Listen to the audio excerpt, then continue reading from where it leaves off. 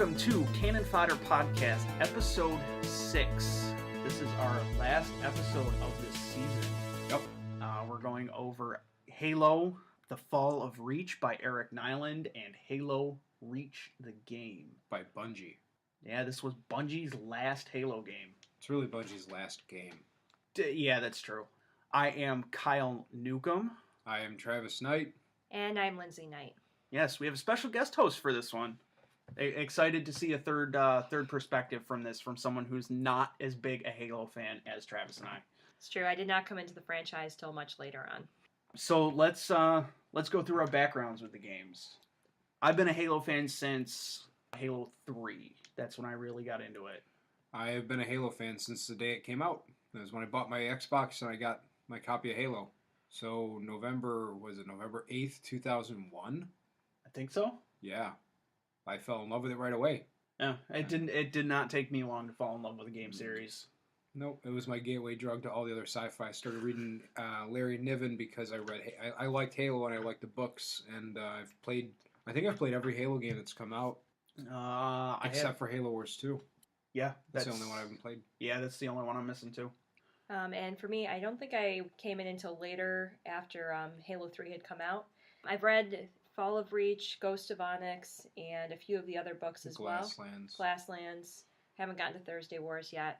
And I have not played the new Halo games yet, but I think my favorite out of all of them is still ODST. Yeah, see, that's where you and I differ. I wasn't a huge fan of ODST. I think my favorite out of all three has got to be Combat Evolved. On ODST, I felt like it was the first time that combat mechanics made sense to me. Like, the controller felt natural when I was playing ODST. So that's when that was the first shooter I think I was ever decent at. That's fair. Until I got into some other games. That's fair. I like Combat Evolved's story the most, I think. But I think the gameplay I connected with the best was probably 3. But, You and I played the crap out of 3 over Xbox Live. I loved Halo 2 so much. I played Halo 2 until, oh, good lord. I played way too much Halo 2, but I think I liked the gameplay in 3 better. It was just more fluid. It was such a perfect refinement. And then they did a good job with 4, but they were really stuck on that infrastructure for the console. You know, if they just waited one more year, they could have had the Xbox One's power. Yeah. And the Halo 2 suffered the same issue, actually, because the next year, the Xbox 360 came out. So they really... And then 5 was just a misstep. There was a lot to love about 5, but it just doesn't stick out well. No, it doesn't. It doesn't. It really doesn't. I think that's the only Halo game I've only played once through, is 5. I beat Halo Wars 1 more than I beat... Yeah, I've only beaten 5 once. I think I was playing co-op with you. Yeah, I think you're right. I never bothered to go back. I think I may have beaten it once or twice. Rather, I think I went through it solo and then went through it with you. Yeah, I loved ODST. I thought ODST's story was pitch perfect, but it's difficult to go back and play again. Yeah. All right, is that all we got? Are we ready to kind of dive into this one pretty quick? Yeah, I think so. I'm excited to talk about the game. Excited to talk about the book. Yep, I do have some issues with both. Yep, but the love is still there. The love is definitely still there. So the game is Halo Reach. This was released well after the books. This was Bungie's 5th game. 5th Halo game. 5th Halo game. Yeah, 5th Halo game. And this was, like we said before, this is the last one that they actually did. After this, 343 took over. What was their 4th Halo game? No. ODST came out before Reach. 1, 2, 3... ODST Reach. This is number 5. Oh, right, okay. Looking at your fingers to count doesn't change the number. Before I get into it, actually, some of the names for these missions were quite comical. Like there were some in here that were pretty. That's one of the things that Bungie does best. Yeah, it is. The mission titles and the chapter titles. There's a lot of Easter eggs and humor hidden in there, even in a somber game like Reach. Yep, I wrote down some of them. I wasn't able to catch all of them. But the first one is called Noble Actual. The game opens with a shot of a destroyed planet and a destroyed helmet. Destroyed Spartan helmet. Mm-hmm. Then cuts to a Spartan and a Warthog. Someone starts saying that they lost contact with the relay the night before, and they sent troops, but they are now classified as MIA. The person is sending in a Spartan team, and ONI, which is the Office of Naval Intelligence. Yep. Thinks that it is a gross misallocation of resources. ONI thinks the relay was attacked by insurrectionists because they have done it before. Yeah, and this begs, they don't give a lot of context for any of what's going on in the beginning, but effectively, the game is set before, or it's set before Halo, like weeks before Halo. Days before Halo. Yeah, well, it's weeks. They're in slow space for weeks. Are they? Yeah. Okay. But I mean, it's a very short distance. But at this point, the Covenant is still fairly foreign to them. Like they don't, according to the book, they hadn't even seen elites until the end of the book. The Covenant are nowhere near Reach as far as they know, and really they're still fighting this civil war, which is what the Spartan program was born to fight to begin with. Yeah. So they're really concerned about these insurrectionist colonials that want to be free of the UNSC and basically all of the Earth-based power. So Reach is a huge military installation. It's where you'd expect to have terrorism. Yeah. Noble team goes to the relay and they find the Covenant. Yeah.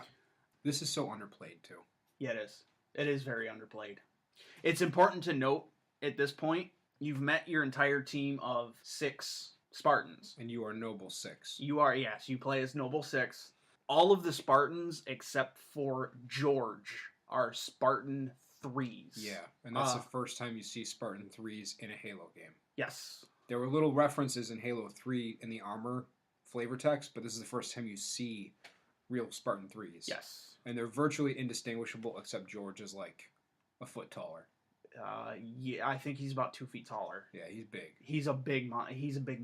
The big difference between the 2s and 3s is the 3s aren't nearly as trained, they're not nearly as augmented. So in Reach, you're much more fragile as a character than you are as the Master Chief. Yes. Which is nice because it makes the gameplay a lot more strung out. And Reach was published following Ghosts of Onyx, which is when the Spartan 3s get introduced in the fiction. And Ghosts of Onyx is one of the better books in the series, too. Yeah, so I'm looking forward to talking about that one. Yeah, sure. yeah, definitely.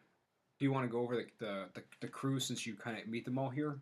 I know their names if you don't have them written down. I don't have them written down. So Noble Noble Team is led by Carter. Their tech specialist is Kat. George is their heavy weapons guy. Emil is their knife-wielding bad boy with a skull scratched onto his helmet for some reason. June is their sniper/scout, and then Noble 6. Yep. Who, for the first time in a Halo game, you can choose to play as a male or a female, and the voice changes and everything. Really? Mm-hmm. Yes, I played as a female in this game. Oh, did not know that. I think it's a nice touch. It's tough to do with John because he's an established character, but yeah. Another weakness of 5. There's no reason why the guy who's hunting the Master Chief couldn't have been a woman too. Yeah. So. Yeah. So the next mission is called Rebels Don't Leave Plasma Burns. True that. You fight your way to the actual relay station, and you find a squad of Marines along the way. You find quite a few dead ones, tortured, and it looks like they were tortured for information. And then you find a squad of live ones, and that's the gist of the mission. That's it. It's it's one big giant firefight. Yep. At the very end, you break into the base, right? Which is not sword base; it's just another base. No, that is not sword base. But this is where you see the first-person camera. You fight really briefly in the tunnels at the end of the mission. No, you fight in the doorway. No, it continues. That next one is still part of that mission. Is it? I can tell you because at the end of every level, our Xbox would crash the game, and it only crashed after we were done in the tunnels. Okay. So the mission actually rolls a little bit farther, although it's weird because it pops into a cutscene like 2 or 3 times before the mission actually ends, and most Halo games don't do that. So you fight your way into this closing door, and then you walk through into, some sort of intelligence base, computer base, server farm. It's a communications relay station, essentially. Yeah, and there's a really long cutscene where you find a dead scientist. I think he was the one you're looking for, correct? I think so, yeah. And that is actually the next mission. It's all part of the same mission. That's Skeleton Crew. It's all part of the same mission. That last little part there is part of the same mission. Oh, well, we haven't gotten that far yet. Oh, okay. So, but all right. The next one is Skeleton Crew. You get inside the relay, you fight through the tunnels and everything like that. And you find you find bodies, and then you get attacked by elites with energy swords. Yeah. This was actually a really cool fight scene. Yeah, this is the last part of that first mission. They do that thing where they flow together and there's like almost no loading times, and it gets tough to tell one mission from another. Yeah. Which is how I ended up skipping an entire mission in the game. The elites take a civilian and noble leader says to clear the hole. Yep. This is a cool cutscene. Yeah, it is a very cool cutscene. The soundtrack behind it is really well done. Mm-hmm. And it's all in first person, too. Yep. You clear Covenant and reset the junction, and then noble leader contacts Colonel Holland and says that it is the winter contingency. Yep. Which is, I guess, the Covenant are on Reach. Yeah. They keep saying, like, don't you know what the winter contingency is? And they even threaten to lock Halsey up at one point. Yeah. So I guess that means the Covenant are on Reach? I guess. As someone who is not as familiar with the first 3 games, I played through all of them but didn't know them as well. Some of the terminology was a little bit lost on me. Some of the flow and maybe some of the connections that you guys made were not as strong for me. Yeah, that makes sense. I'm much more of a book person when it comes to the series yeah, than I am a game person. Yeah, there's a lot that's just kind of buried, and you got to know a lot. You got to know the games very well to get a lot of those buried connections. It definitely benefits longtime fans in terms of Easter eggs and stuff buried in the lore. Also, I noticed this while playing Reach, because it had been years since I played the last time. When Noble Six punches that elite in the head during the first-person cutscene, it's the exact same animation the Master Chief uses right at the beginning of 4. When he comes up through the elevator shaft and the elite tackles him, it's the exact same animation that he uses, where he grabs him by the neck and punches him twice. Frame for frame, almost. So wow. I thought that was a nice little throwback that 343 did to Bungie in this case. Yep. The next mission is ONI Sword Base. It's a firefight to secure Sword Base. Yeah. That's it. It's not much more than that. The next mission is called Get the Hell Off My Lawn. Yeah. You find a target locator for artillery support, and you activate the AA guns and the comms station. The artillery support was great, other than the fact that you only had 2 artillery barrages. I don't remember this part of the game at all. It's where you come out of Sword Base and you run into the 2 wraiths. Oh, okay. Yeah, I know what you're talking about. You have the little remote controller in this one. Yeah, where you have to, like, the orbital bombardment. Yep. I don't think I ever bothered to turn on the artillery turrets. The AA turrets? I don't think... You have to. Oh, do you? Yes. Oh, that's where you climb up on top of the little pillbox. So you climb up on top of the pillbox and you hit the button, right? There's a bunch of elites right there. Yeah, yep. Okay, I do remember that now. I was thinking of the artillery turrets from like much later on with Halsey, where you have to keep the 4 running. It's not like that. It's just a little. It's a little. Then they order you back to the base, right? Yeah. There's a lot of that. Yeah, there is. Go out and come back. Next mission is called Minimum Safe Distance. You return to the base, fight more Covenant. You take out some Banshees and watch the orbital stations take out a Covenant Corvette that's in orbit. That's in a very low orbit. Then you get orders to go to the Science Wing and see Dr. Halsey. This is the first introduction of Dr. Halsey in the game. Mm-hmm. And I believe, too, visually in the games. She's been in the books since book 1. Yes. But she... This is the first visual representation of her. Yeah. Halsey asks about the elites. George says that they were Zealot class. And Halsey believes that they were on Reach for an artifact. Because she says that is the only time the Zealots are deployed. Yep. Is when they're looking for some sort of alien artifact. Next one is called Too Quiet. You go on a recon mission with Emil. They do this a lot, too. This is part of the structure of the game where Noble Six will be paired with one of the other characters for a mission or for the majority of a mission. Almost as if they're trying to characterize the characters. But I think they actually fall flat a lot of the time. Yeah. Like with Kat, you never really learn anything about her except you're in her light. Yeah. You know, and with June, there's a little bit more, but with Emil in particular, they really fall short on writing the character. Emil is just a tough black trooper. And actually, I would argue that Kat was the only one that I remembered their name by the end of the game. And it might have been because it was the only female voice that I heard, and it was just easy, like, oh, That's Cat. Yeah, they don't characterize him very well. I mean, Kyle forgot the whole team's names. He forgot the team leader's name, who talks in every cutscene. Yeah. Carter. But like Carter has no character. Carter is the flat top. Yeah. You know, and George is easy to remember because he's huge and he speaks Hungarian for some reason. Yeah.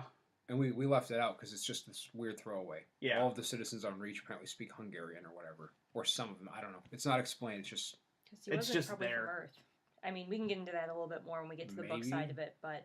Yeah. The origins of the children would not support the fact that they would have the origins of the Spartan 2s, you know, where they would have been from all over the place. So but they were 5 when they got taken. If you have a kid that's transplanted from Hungary even to, let's say, even the United States at the age of 5, their accent is going to pretty much dissipate by the time they become an adult.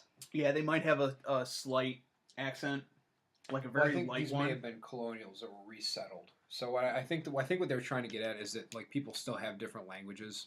Well, we're talking about George himself. He shouldn't have the thick Hungarian accent that he does as a Spartan 2. As a Spartan 2. That's a good point. I mean, what is Kat's accent then? Well, she's a Spartan 3. She's a Spartan 3. Yeah, well, she sounds drunk all the time. She probably is. She gets a headache later on. I'll tell you that. You find a Covenant jammer at the hydroelectric dam. You place a charge, and then I can't read my writing. I was really proud of myself here. I managed to get the Revenant up and onto this thing and drove the Revenant through the entire level. Nice. I was pretty proud of myself. And then you push on to find a Covenant ship, and you find an army. Yeah, they're in some way like scouring this entire landscape, and no one has noticed up until now. They've like ripped up 100 square kilometers of territory. And just some weaknesses in the writing. Yep. This is where I actually stopped writing mission names because the pace of the game picks up right here. Yeah. It's really it picks up a lot, and it's kind of a little hard to keep. It was a little hard to keep track of. I had to keep pausing to actually write notes down. I couldn't write as I went. You then attack the landing zone, and Cat wrecks the Warthog. You jump over this bridge that just gets that explodes, and you smash into the other side. This is a pretty epic cutscene, with like all the different warthogs and scorpions driving at like 90 miles an hour. Yeah. I will say though, you can really see the Xbox 360 struggling to run all those frames. Man, it chugs. I was surprised, just in general, how deteriorated a lot of the cutscenes looked. I mean, you have the older white Xbox, right? No, I have a Xbox 360 Elite, the black one. Okay. I have the special edition... The Xbox Squat. I have the special edition Halo 4 Xbox, and that's got a little bit of upgraded components to it. Not a whole lot. Can't be much. Oof. But, even mine was struggling. Yeah. As we said, ours did crash between every single that too. Yeah. And if I put subtitles on, sometimes it would crash mid-mission. That was exciting. So there's some parts where I just have no idea what anybody's saying because I rely on the subtitles to get me through games a lot of the time. Yeah, I do too. I do as well. I like this level a lot. It starts out with a bang, which is an issue that the previous levels really didn't.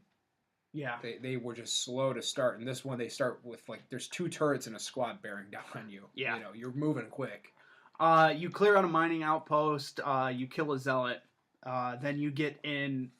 I wrote whirligig thing because I forgot the name of the Falcon. Is it a Falcon or a Hornet in this one? It's a Falcon. It's a Falcon in this one. Yeah, Are you sure? I think Yes. it's a Sparrow. They just keep throwing different human flyers at you. They never stick to 2 of them. I'm sure you're right, but I'm going to double check because now I'm confused. Okay, I'm going to continue while you look that up. You take out more Covenant, then you find a... It's a Falcon. I stand corrected. Yeah, I told you. The Sparrow's from Halo Wars. Okay. And then the Hornet is that like ridiculous flying tank from Halo 3. Yes. You find a Spire, and it crashes. I think the whirligig crashes. There's a lot of... You're in a lot of vehicle accidents in this one. In this mission. Yeah. You assault the Spire, and a ship fires a Mac round at it. So when you're talking about the Spire, you're talking about like the 10-story tall Covenant shield thing, right? Yes. It's like a giant force field dome, and is in some way it's supposed to be cloaking the ship that's ripping up all that territory. Yes.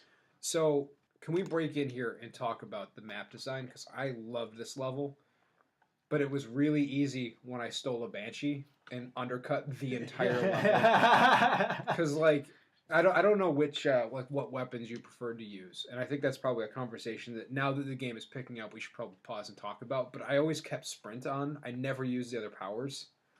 Because at this point, sprint wasn't just a common feature in the Halo games; it was a power pickup that you had to buy, or you had to pick up and use. Yeah, you had to find it, not buy it. It was a module. It was a module. Halo 3 had introduced the different equipment pieces that you could use, but Halo Reach they really doubled down with different modules, and so I always had sprint. I never used the other ones except I think briefly the drop shield, and I was like, oh, that's cool, and then I picked up my sprint and ran away. Bubble shield. The bubble shield, yeah. And so I always had sprint on, but I always kept a plasma pistol in my pocket. That was always my spare weapon, because if I could down a Banshee, I'd get in it. And at this point, you're supposed to be covering like an acre or so of ground, of hard-fought ground with wraiths and ghosts and all sorts of stuff, to get to the base of this like 10-story tall tower. And then you take the gravity lift up. It's supposed to be really dramatic. I shot a Banshee out of the air the moment I landed, got in the Banshee, flew across the battlefield, flew the Banshee into the actual tower, and then proceeded to bomb everything to death and ended the level. It took maybe 90 seconds. It was not supposed to happen that way, but I liked that I was able to do it. And this was also my favorite map on the, what is it called, the Invasion playlist, where you have to, one team plays as elites, one team plays as Spartans, and you have to like push them back. Okay. They borrowed this entire map because it was so well set up, and I always really liked playing on this giant, ridiculous tower. All right. So, what weapons did you use? I usually had some sort of single shot, either the Magnum or the DMR. Did you play with the needle rifle at all? Yes, I did. I did have to pick up the needle rifle a couple of times. I discovered it at the end and learned that it was a brute murderer. Yes, it is. And then I always had some sort of automatic on me. And that was just to take shields down on elites. Gotcha. Plasma pistol, bro. Nah. Take down everything. What equipment did you keep on you? I usually had armor lock up. Really? Yeah. I hate the armor lock. It's the worst. Armor lock is really nice when you're going up against wraiths. Yeah, okay, that's true. Although if you have a plasma pistol, you just shut them down. All right, fair enough. But the armor lock is like, let me do this dramatic pose. And then when you stand up, you get murdered. No, if you hold it for the whole duration, your shields start to recharge a little bit. Oh, do they? And if there are enemies around you, it pushes them away. I did not know that. That would have been handy for them to tutorialize. There was a tutorial in this game? No. This is like the fourth game in a row where we really needed a tutorial and they wouldn't give it to us. Yeah. What weapons did you run with, Linz? So I have awful coordination when it comes to these games. Like, I'm a Fallout fan because I can use VATS. So moving and shooting is always really tough for me. So I stuck with like the sniper rifles, the carbine equivalent, because I don't think there's a carbine in this. Needle rifle. So it was like a long distance one. And then if I did have to do close quarters, I always used the shotgun. Didn't even use the modules because I didn't know how to use them, and they were never introduced. So that's fair. I did sprint occasionally, but I just kind of figured that out. That's fair. Your play style is a lot like mine. I'm a distance player. Yeah. I'm middle ground up close. Yeah.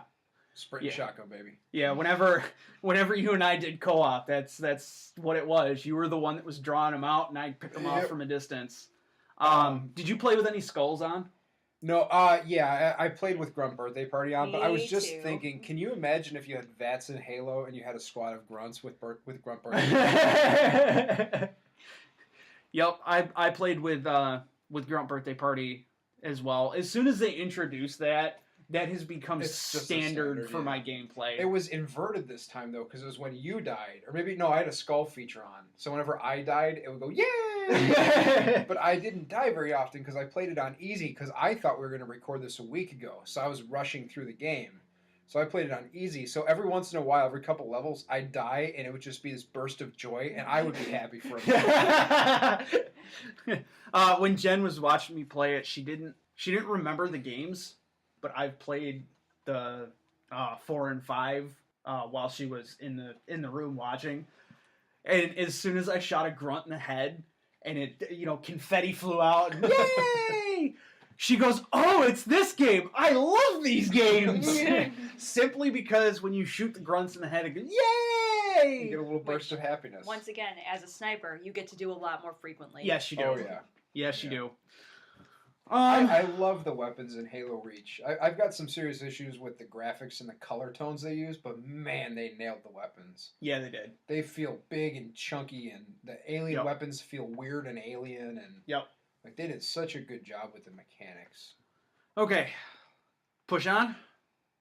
We done discussing the weapons and skulls and. Do you guys have an issue with the color palette, real quickly? I had such a hard time seeing this game. I didn't turn the brightness up. I didn't.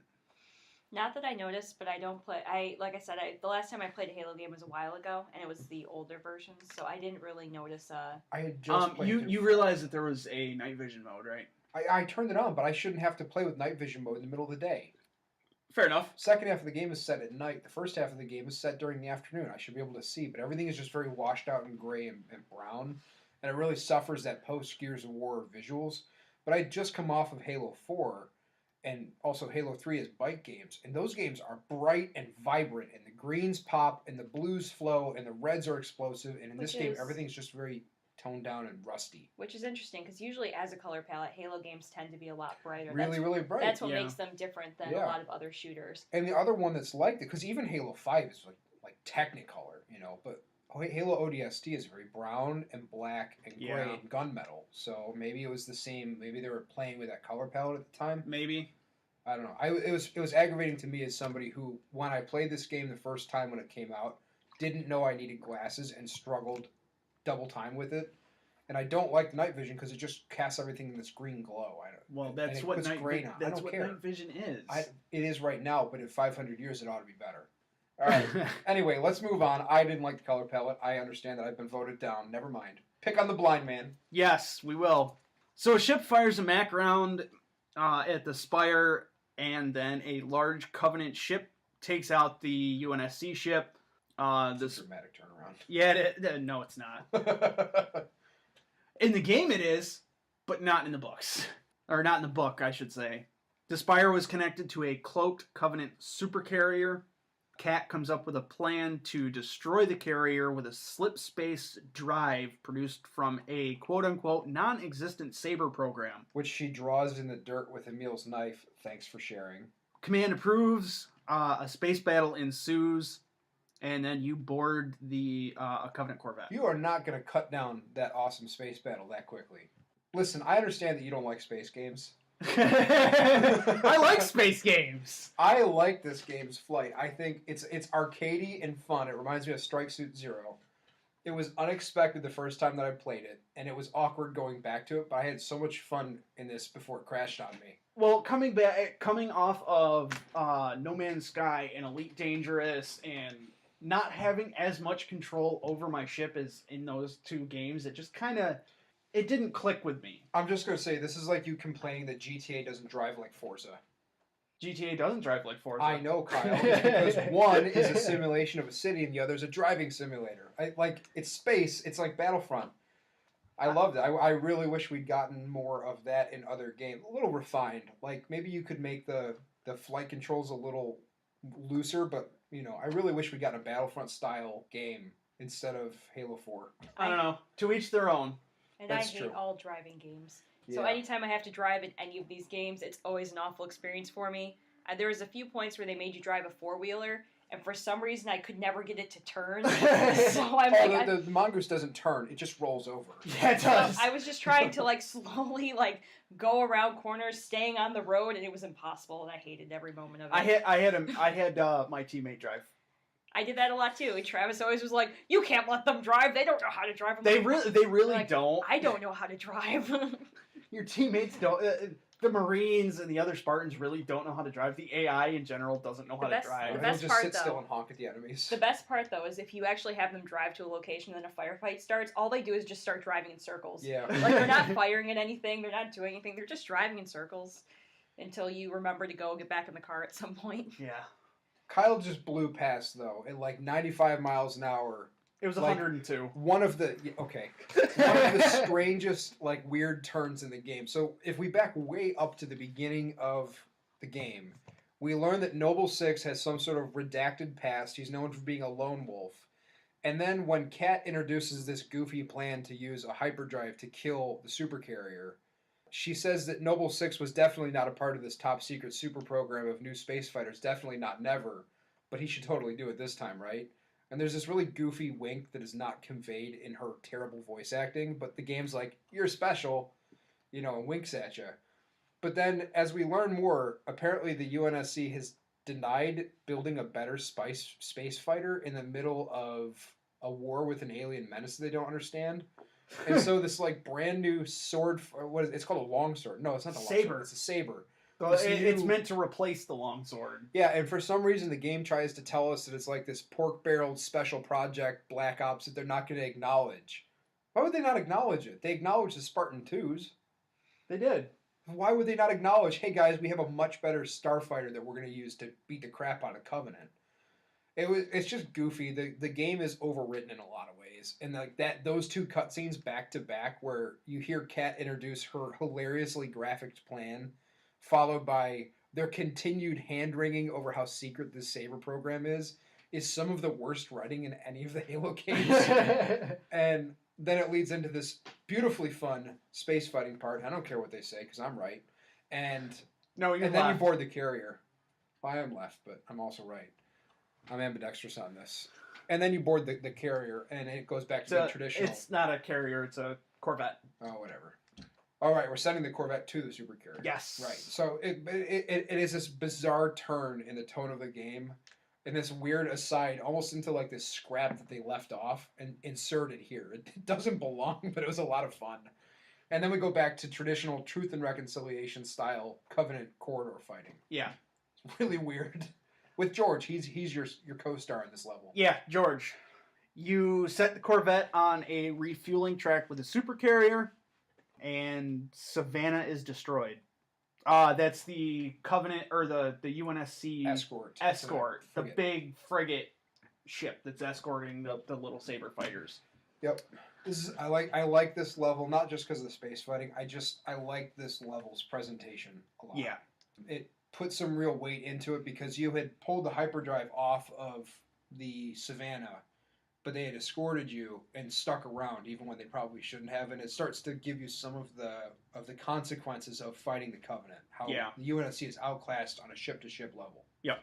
George then throws you off the Corvette. He's got to stay behind, right? He's got to stay behind because the remote trigger was damaged in a firefight. And he tells you not to deny him. Yeah. It's like death in battle. Yeah, he throws you off the Corvette because you have to detonate the slip. He has to detonate the slip space bomb manually. You end up in New Alexandria. You run into brutes for the first time in this game. Yep, this is when I discovered the needle gun was so effective. And then you help evac civilians. I believe, is this the point when they also introduced the grab hammer? Oh yeah. Which I had a grab hammer party with that. It was the best. I did too. You arm the missile batteries to take out a Covenant Corvette and to cover a civilian evacuation. This part's pretty cool. Take out jammers and a Falcon. My note after that is expletive, that thing and its flight mode. Yeah. That was bad. Yeah, it makes that saber seem like pretty good gameplay, huh? I like this. Also, I noticed while I was playing that the civilian ships are the same as the ones in Halo Wars. So there's some more like continuity in their graphical design there. I didn't notice. Yeah. New Alexandria gets glassed. I'm sorry, what was this level? I may or may not have forgotten to play it. You played it.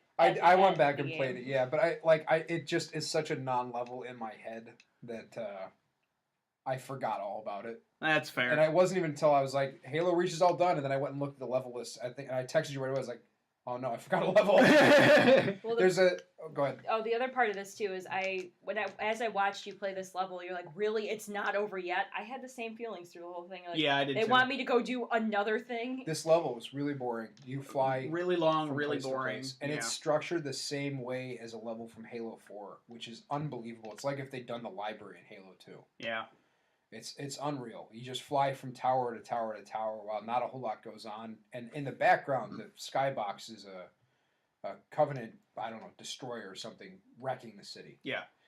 There's a neat little drop reference to the Halo community here, though, that goes unappreciated. The guy that ran the biggest Halo fan community for, like, ever, his name is Claude Herrera, and the club that you go into is called Club Aurora. Oh. I think that's the halo.bungie.online or .org, whatever it was. And it was a neat little reference to him because he was their like mouthpiece forever. Oh. So neat little thing that I noticed. New Alexandria gets glassed. Yep. Noble Team gets redeployed for a torch and burn. And that's verbatim quote. I missed that entirely. What does that mean, Kyle? Torch and burn is you essentially just destroy the base and all the information that's in it. Okay. It's a torch and burn of sword base to protect Dr. Halsey's data. And this is where Kat gets a headache. Oh, that's right. She doesn't make it back to sword base. No, she does not. She gets shot. She gets shot while evacuating one of the buildings. One shot, one kill, random floating phantom, no fanfare. Yep. This is when you can tell it's like in the latter Game of Thrones seasons where they start to whittle down the cast real quick. Yeah. It's like one per level from here on out. George went, now it's Kat's turn. Now and it is unceremonious and stupid. It is poorly done. Yeah. I think your response to that part was, it's a shame that her armor doesn't have the same shields that my armor does. Yeah, I mean... Yep. They run into a new AI. Dr. Halsey talks about... Oh, wait. Did we hit the secret closet? This is when they go into sword base, correct? And it's on fire? Oh, yes. Yeah. Yes. And they get led into a dead-end hallway. And they're like, double check your coordinates, Dot, the name of the planet-wide AI. And she's like, no, you're definitely here. And then ONI redirects them and opens a hole in the wall. Mm-hmm. And we go into Narnia. Yep. I will say, though, the cutscenes that I enjoyed the most are the ones that had to do with Oni. So with Dr. Halsey and with the AIs. It's partially because I do enjoy the book so much and they spend so much time with Dr. Halsey that when it comes to the game, I'm always interested to see how they're going to use her and how they're going to develop her personality. So that's fair. I will say that this part with like working with Oni was a more interesting point for me. I think we're going to have to take a vote at the end of this episode over what we should choose to be canon. Halo Reach or The Fall of Reach. Yeah.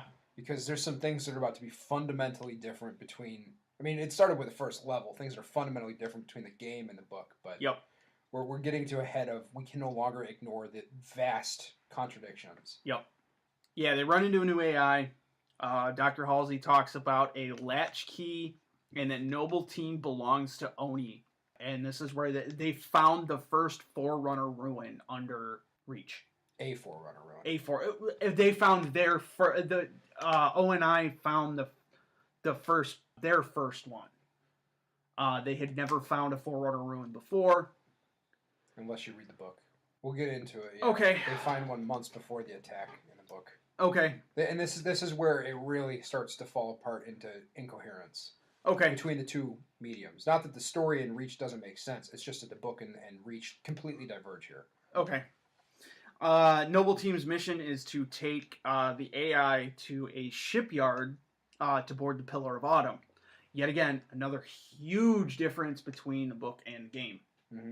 And you're right. This point in the game is where it really, really starts to diverge from the book. Did we get to where they get to Dr. Halsey yet? Yeah. Okay, June takes her to safety. Does he? Yes. This is when Carter orders June to take her to safety. I missed that. Oh, it's real quick. They get on the Falcons, and June takes her to safety, and then Carter, you, Amir, you're the only ones left. Emil. I'm confused now. And you guys go to the end of the game, basically, with Cortana on your back. Okay. So June takes her, but here's the thing. The First Strike, the third Halo novel, and the second one by Eric Nyland, is all about John, Fred, Kelly, and Sam going to get Halsey from under sword base. So at this point, Halo Reach stands in direct contravention of 2 books now. 5 books, because the entire Glasslands trilogy continues to build on what happens in First Strike. So, and it was probably for simplicity's sake. In the case of the game, they're just like, oh, we'll just take her off the planet now. Yeah. But even then, she's like, no, leave me here. Yeah. Leave me here. Yeah. But anyway, Noble Leader kills a scarab by flying the pelican into it. This is when Noble Leader sacrifices himself. Okay. Yep. Did you care? Not particularly. Nah, I didn't care either. Did you care? Nope. What happened Did to not him? remember who he was. I thought it was another ship director. What happened to him? Because between you getting on the Falcon with Emil and Carter, the next cutscene, he's bleeding from the ears and nose. I don't know. I feel like there's a level missing here. Yeah. It's or a cutscene or something's something. missing. Carter has been like kicked around. Maybe he's bleeding because he just thought about what happened to Kat. Maybe. And his headache was so bad too. But yeah, he crashes into a scarab and basically saves you the trouble. You take the AI to Keys, then Emil dies. Yep, Keys is on the Pillar of Autumn, which is on the surface, not out in orbit fighting. Yeah, it's a dry dock. Yep. Keys comes in a Pelican, you hand him that. Emil dies, and I love the visual of the Pelican swooping up to the dock. yeah. It is so goofy and awkward. Yep. You destroy a Covenant cruiser with a Mac turret. I didn't know those existed. They discussed. It's like a big Gauss cannon, right? They talk about Mac guns in the book, but they don't talk about Mac turrets. Yeah, the Mac guns are in the book. They're on ships for a reason. Yeah. Because they would blow apart anything else. Yeah, the Mac guns stretch the entire lengths of the ships because the barrel needs to be that long. Mm-hmm. Yeah, because Mac stands for Magnetic Accelerator Cannon. Yes. So it's really a Gauss turret, which is on the back of some of the Warthogs. I don't know why they called it a Mac turret. It's a similar principle of structure and the science, and we have Gauss turrets now. The Navy has them, which is scary because it's incredibly powerful. Yes, it is. You have a Gauss turret on the back of some of your Warthogs, so having a bigger Gauss turret or a Gauss cannon makes sense. I don't know why they chose to call it a Mac cannon though. But you destroy the Covenant cruiser, and the Pillar of Autumn takes off. And at the end of the game, you find the ring. It's the start of Halo 1. Yep. And that's the game. Wait, there's one more little level. Oh, yes. Lone Wolf. Yes, the end of after the credits roll and all that, you go into a level where it's just you, and basically you survive as long as you can. Yeah. I think I made it for 15 minutes. I didn't bother. I've already done it before. You know, your helmet gets all cracked up, and then you see the helmet laying on the ground, and then that connects to the beginning of the game. Yep. It's a nice little send off at the end of the game. Yep. Did you play that one when you did the last I didn't, because it crashed again, and I'm like, and you said, "Oh, it's not actually part of like the main story mission." I'm like, "You know what? Never mind." Nah, it's not just a worth it. fight till you're dead. Little bonus thing. Yeah, I lasted quite a while, and I think it was only because it was on easy mode. Yeah. I think on anything else it'll kill you after just a few minutes. Yeah, it does. It'll just beat the hell out of you. It's a nice little send off. Yep. What do you think of the game? It was all right. I mean, it's got major continuity issues. Oh yeah. With the canon and within itself. Yeah, but overall, I think it's a pretty decent Halo game. Mechanically, it's a rock solid Halo game. Yes, it's one of the better ones. Yep. But narratively, I think it's pretty weak because there is already a well-established canon of what happened on Reach, and why they chose to structure it the way they did seems lazy when they could have done anything else. Well, you know, I think it was because Bungie had a contract with Microsoft they definitely did. To make 5 Halo games. Well, no, what happened is after Halo 3, they bought themselves back. And they had left on their contract as part of the purchase. They had to make 2 more games. ODST filled 1 requirement. Reach was the second. So they purchased themselves back from Microsoft because they were owned by Microsoft after Halo 1. After the success of Halo 2, and then right after 3, they bought enough stake in themselves to become independent again, which is how we ended up with that Destiny abortion. And so they had to churn this game out, and in a lot of ways, narratively, it feels that way. Yeah. But we're going to get to the point where, in the book, where a whole team of Spartan 2s land on Reach. To take out, or to rescue the Mac cannons, and that's a tragic mission that lasts for a long time. Yeah. And I don't know why they didn't just do that. They had a ready written game right there. Yep. And instead they confabulated this Spartan 3 nonsense. I think you and I have had an argument about this before. I believe that the Spartan 3s weren't on Reach. I believe the Spartan 3 program started after Reach falls. No, it started beforehand. And I can pinpoint the moment in the books where it happens. When they get their armor and Chief Mendez leaves and he says he's going to train another batch of Spartans, the Ghosts of Onyx book picks up like immediately right after that. So in the book's canon, Chief Mendez, who we're going to talk about in a few minutes, who is the Spartan trainer, he goes to work with Kurt. And he and Kurt train the Spartans. But I don't think they're on Reach. It's happening simultaneously. Yeah, no, I the believe threes they're are on Onyx. Yeah, I think that's where they're raised. Yeah, the threes are not on Reach. I don't know why there is a team of Spartan threes on Reach. I don't know. There weren't that many left. I think there were like 5 left after they were all massacred at the beginning of Ghosts of Onyx. Yeah. And I don't know if it's because it was like Generation 2 of the threes or Batch 2 or whatever you want to call them. But there is like a 20-year period between when that war begins and when Reach begins. So there could be, but it just feels like a lot of shoehorning to get the Spartan 3s to Reach for some reason. When I don't know if it's because they didn't want to put other 2s into the main series because John is supposed to be the last 2. The Master Chief is supposed to be the last Spartan 2. But then in 5, they throw in all the other ones that are left. They're like, here's Fred, Sam, and Kelly. Or, no, Sam's not around. Fred, Kelly, and Linda. So here are the other 2s. I guess you're not the last one after all. Yeah, and I mean, even still, they threw a Spartan 2 into Reach. They threw George in. Yeah, I don't know why they chose to I don't do know it why. that way. Yeah. I think it's really shoddy at best, lazy at worst. Yep. Thoughts, Linz? Overall, I enjoyed the game, but as I said in the beginning, I definitely am in it more for the books than the games. We also had a kind of janky experience with the fact that the Xbox wouldn't work correctly, and I think I actually missed a few of the cutscenes in the balance. Yeah. So some of the stuff didn't make sense. Like, people died, and I didn't even realize they died. So I was like, oh, okay. Where's this person? Oh, they're dead. Oh, okay. Like the cat scene I definitely saw, and I think I saw the George scene, but a couple of the other ones, I don't know if I ever actually saw them die. Yeah. Emil dies right at the end. Emil gets stabbed. Yeah, he gets cut down by a couple zealot elites. Yeah, I don't know if I remember seeing that. It was a little bit broken. We'll get into it with the book canon a little bit more, but at that point in the game, I just didn't care. I didn't care about the side characters. I didn't care. I was so heartbroken over Carter's death that when Emil died, I didn't care. Yeah. Yeah. No. I mean, at that point in the game, the canon is just so far off of Fall of Reach that I was angry and just wanted to finish the game. Yeah. I remembered at that point why I've only played this game once. I played the crap out of Firefight. I was just going to ask you about that because I know we have very different opinions about the game's Firefight mode, which is basically it's a horde mode where the Covenant just continue to sweep on you till everybody dies. Yeah. You like the mechanics enough to play the crap out of horde mode. Yep. But I couldn't stand it, and I think a lot of it was I had an issue with the color palette, just being able to discern the differences. I liked it, but I like the gameplay. I think the story is maybe the weakest in the main franchise. Yeah. After 5, maybe.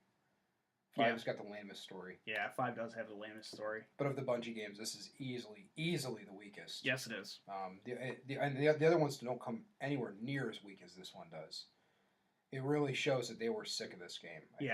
This was Bungie's last game, and it shows. It shows that they were just churning out a game to fulfill a contract. Unfortunately. I'm sure that it's a labor of love, but that love was well labored at that point. Yeah. You know. All right. We ready to move on to the book? Sure. So, The Fall of Reach was actually published before the first game was. Yes. It came out the week before. Yep. So, this is part of a multimedia push by Microsoft, I suppose, at the time, and Bungie to really build out a huge following for this game because Microsoft was gambling a lot of money on Halo. This was their big console seller. Yeah. It came out the same date and day as the Xbox did originally. And the actual history of Halo leading up to this is really weird. It was originally a third-person shooter for Mac only. Really? That debuted at Macworld. And it looked completely different. And Microsoft decided that they really wanted it for their console. They basically bought the publishing rights for it. And in a matter of months, Bungie had to go back through and completely retool the game. They turned it into a first-person shooter. They rebuilt the story. It is fundamentally a completely different experience from what was shown off at Macworld in 1999 or 2000 maybe. So what we ended up getting was completely different. And part of Microsoft's big push to turn this into a console seller was to do toys and to do the books and to do art and music. And they really went all the way to the wall with it. And it started with The Fall of Reach. And I think also The Flood came out at the same time, which is the second book. If not, it was immediately afterward. Yeah. So there was tons of content for Halo fans to play with and to read about. It worked. Yeah, it did. Because it completely rewrote the way that first-person shooters were built and played. Because before this, you had Doom and you had a couple other first-person shooters, but they weren't twin-stick FPSs the way that Halo completely changed everything. Yeah. It was Doom and it was GoldenEye. And they were single-stick shooters. So Microsoft took a huge gamble and it paid off. Because it's one of the biggest gaming franchises around now. And this is the prequel to that first game. Yep. So it was deliberately designed to build out players' experience of the first game because I think they knew they were onto something. It begins with the Master Chief and Blue Team running an ambush on a Covenant camp, and players of the game will be familiar with what that is. They're trying to save Jericho 7, one of the planets that's mentioned later on in the book, because it's under siege by Covenant forces. And we immediately hear about how the UNSC as a Navy is doing terrible, but on the ground they can hold their own against the Covenant. We get a really cool fight scene where they ambush with explosives well over 1,000 Covenant troops. And then they plant a 30 megaton warhead right where it might kill a ship. Yep. But they're ultimately pulled out because the orbital battle has been lost because the UNSC, the United Nations Space Command's Navy, is just not strong enough to fight the alien Covenant. So they're losing in orbit, and instead of sacrificing this team of Spartans, they all get pulled out at the last second, and they run. But the Master Chief asks if he can stick around and watch him glass the planet. Yeah. Which is referenced a couple times in the game. You actually see it happen in Halo Reach, the game. And that's when the Covenant used their orbital-grade plasma cannons to basically slag the entire surface of a planet and sterilize it. Which is one way to win a war. Yeah. So I like this as a prologue. We've had issues with prologues in the past. Yeah, we have. But Nyland immediately demonstrates that he can write really tough, strong combat. He understands how equipment works. He understands how tactics work. He keeps the dialogue terse and in character, and it's really information-packed. What little is said is really, really meaningful to the flow of the prologue, and it also gives the Spartans a sense of unity and almost like hive-mindedness, which characterizes them throughout the book as like almost supernaturally aware of each other. And it's exciting to read right off the bat. Yeah. You know, it's not some weird slog. It's not some awful speech. It's not some homophobic intro. It's just, boom, combat. This is what Halo is about. Yep. It's leaps and bounds ahead of the Mass Effect prologue. Yeah. I think that is our worst prologue to date. Yeah. They've all been rough. They've all been rough, but the Mass Effect one is by far our worst prologue to date. The closest one in comparison to this would probably be the Dead Space prologue, which is Altman. Altman be praised. Yeah, having to fight the Grick or whatever his name was. The Cracks. The Cracks. But that is nowhere near as exciting, and it's also not really like on point with how the book is going to be structured either, because that book wasn't combat heavy, and yet it begins with, you know, a brutal murder. Yeah. So this one is really on point for how the book is going to be, and a prologue should be used to set the tone of a book, to introduce the reader real quickly and give them an idea of what it's about. It really shouldn't be just a chapter 0. Yeah. Which is unfortunately how they're often used. Before we move on, did you write dates down for these? I summarized roughly how far apart things happen, but I did not write down hard dates. Okay, I actually went through and wrote down hard dates for every chapter. Okay. As far as the year. Okay. I didn't write down at, August 12th, whatever. Okay, so then do you have the date for this chapter? The prologue happens in 2535. 2535, so that is almost 20 years before the first game. Yes. Which is 2552. And the book spans from their childhoods all the way up to 2552 when the first game begins. Yep. Chapter 1 is set in 2517. Yep. And this is when all the Spartans are around the age of 6. And this is a 180-degree turn from the action-packed first chapter. So we have Captain Jacob Keyes, who is... Lieutenant. Oh, he's Lieutenant Jacob Keyes, who is later on Captain Keyes from the first game and the guy that you meet at the end of Halo Reach. He and Dr. Catherine Halsey wake up from cryosleep on the shuttle Han en route to the Eridanus system. And after a very brief and awkward civilian-military role moment where Keyes is not sure who's really in charge, Halsey makes it clear that she's in charge. And Lieutenant Keyes, who is freshly out of the Naval College, is not much more than an assistant and bodyguard to her. Pretty much. And he doesn't really understand why he's been sent along with her. Halsey very quickly also demonstrates her dominance over the ship's AI. Yeah. Not just him, but she over-orders the ship's AI so quickly that it basically shuts down. Yeah, it overtaxes the AI, and Keyes makes mention that not many people can cause the AIs to lag. Yeah. And he also starts to ask, what is his role here? Why is he actually useful? And Halsey basically says that he's there because he can keep a secret. Yep. We learned that 2 years previously, while he was in the Navy College, Keyes protected a superior who's very bad math, killed a number of ensigns, and wounded a bunch of others, including Keyes, but he refused to speak out against him because he could keep a secret. And that's a theme in the book, too. Yes, it is. Secrecy is important to the enormous crimes that Halsey is committing. I really like the dialogue in this first chapter. He does a good job of characterizing the characters. He does a good job of showing the AI being overloaded. It's simple. It's really short. He gives a bit of exposition, but no more than is necessary. And that is how these books should be begun. I feel like also for, as far as Halsey goes, it really gives you it's a good way to start out Halsey. Like, you get a good idea of who Halsey is and what she's going to be throughout the book in this first chapter. Yeah. And it really establishes her character. Yeah. And she's represented this way in the game, too. When she talks to the Spartan Threes, she domineers them the exact same way. So it's a very good introduction to her character throughout the entire series. Yeah. And it's interesting, too, because through a lot of the rest of the book, you have her internal monologue, whereas this is someone else's viewpoint of her. Mm-hmm. So it gives you an idea of how other people view her before we get into how she actually gets to that point. Yeah, how she sees herself. Yeah. In Chapter 2, we continue with Halsey and Keyes. They visit a school on Eridanus 2, where Candidate 117, a boy named John, is playing King of the Hill with Halsey. Nice little drop to one of the game modes. They watch him dominate the other boys, and when he's eventually brought down by a whole team of the others, Halsey approaches to talk to him. And it's immediately clear that John is not afraid of her. He's just kind of wary of the fact that she's an adult. She does a little interview with him and then plays a game where she flips a coin and makes him call it out, and he calls it right. Yep. And there's no hesitation. He just calls it right.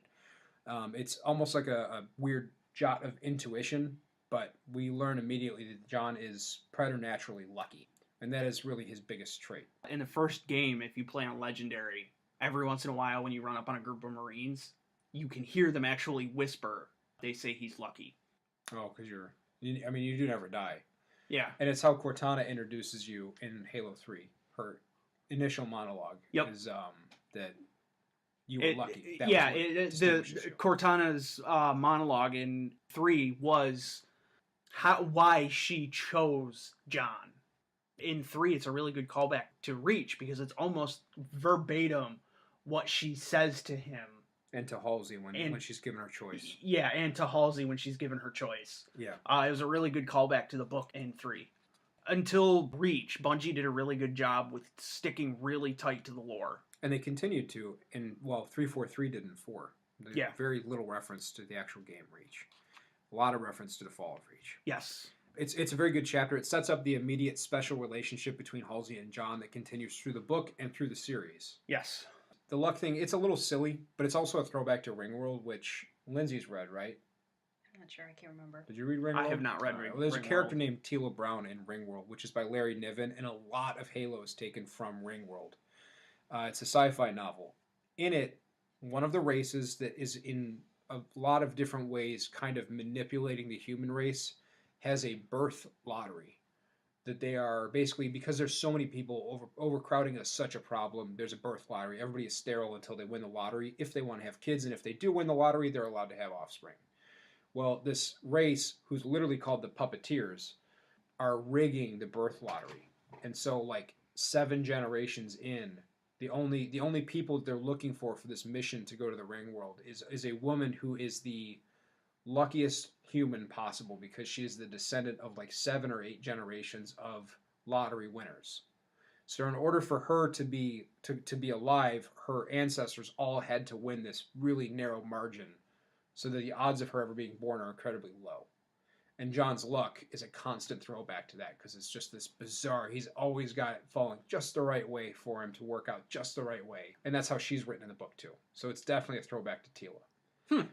And her arc in the Ringworld books is pretty weird too. It's a lot like John, where it starts out as one thing, and by the end, she's completely gone off the rails, and it's a completely different thing.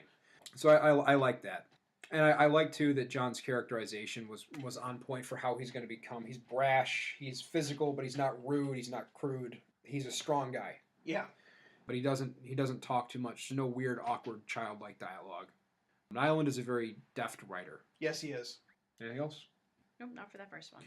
Chapter 3 is 2517. Oh, okay. On this takes place on the planet Reach. Yes. So we're jumping forward to the point where she's now gathered all of her candidates.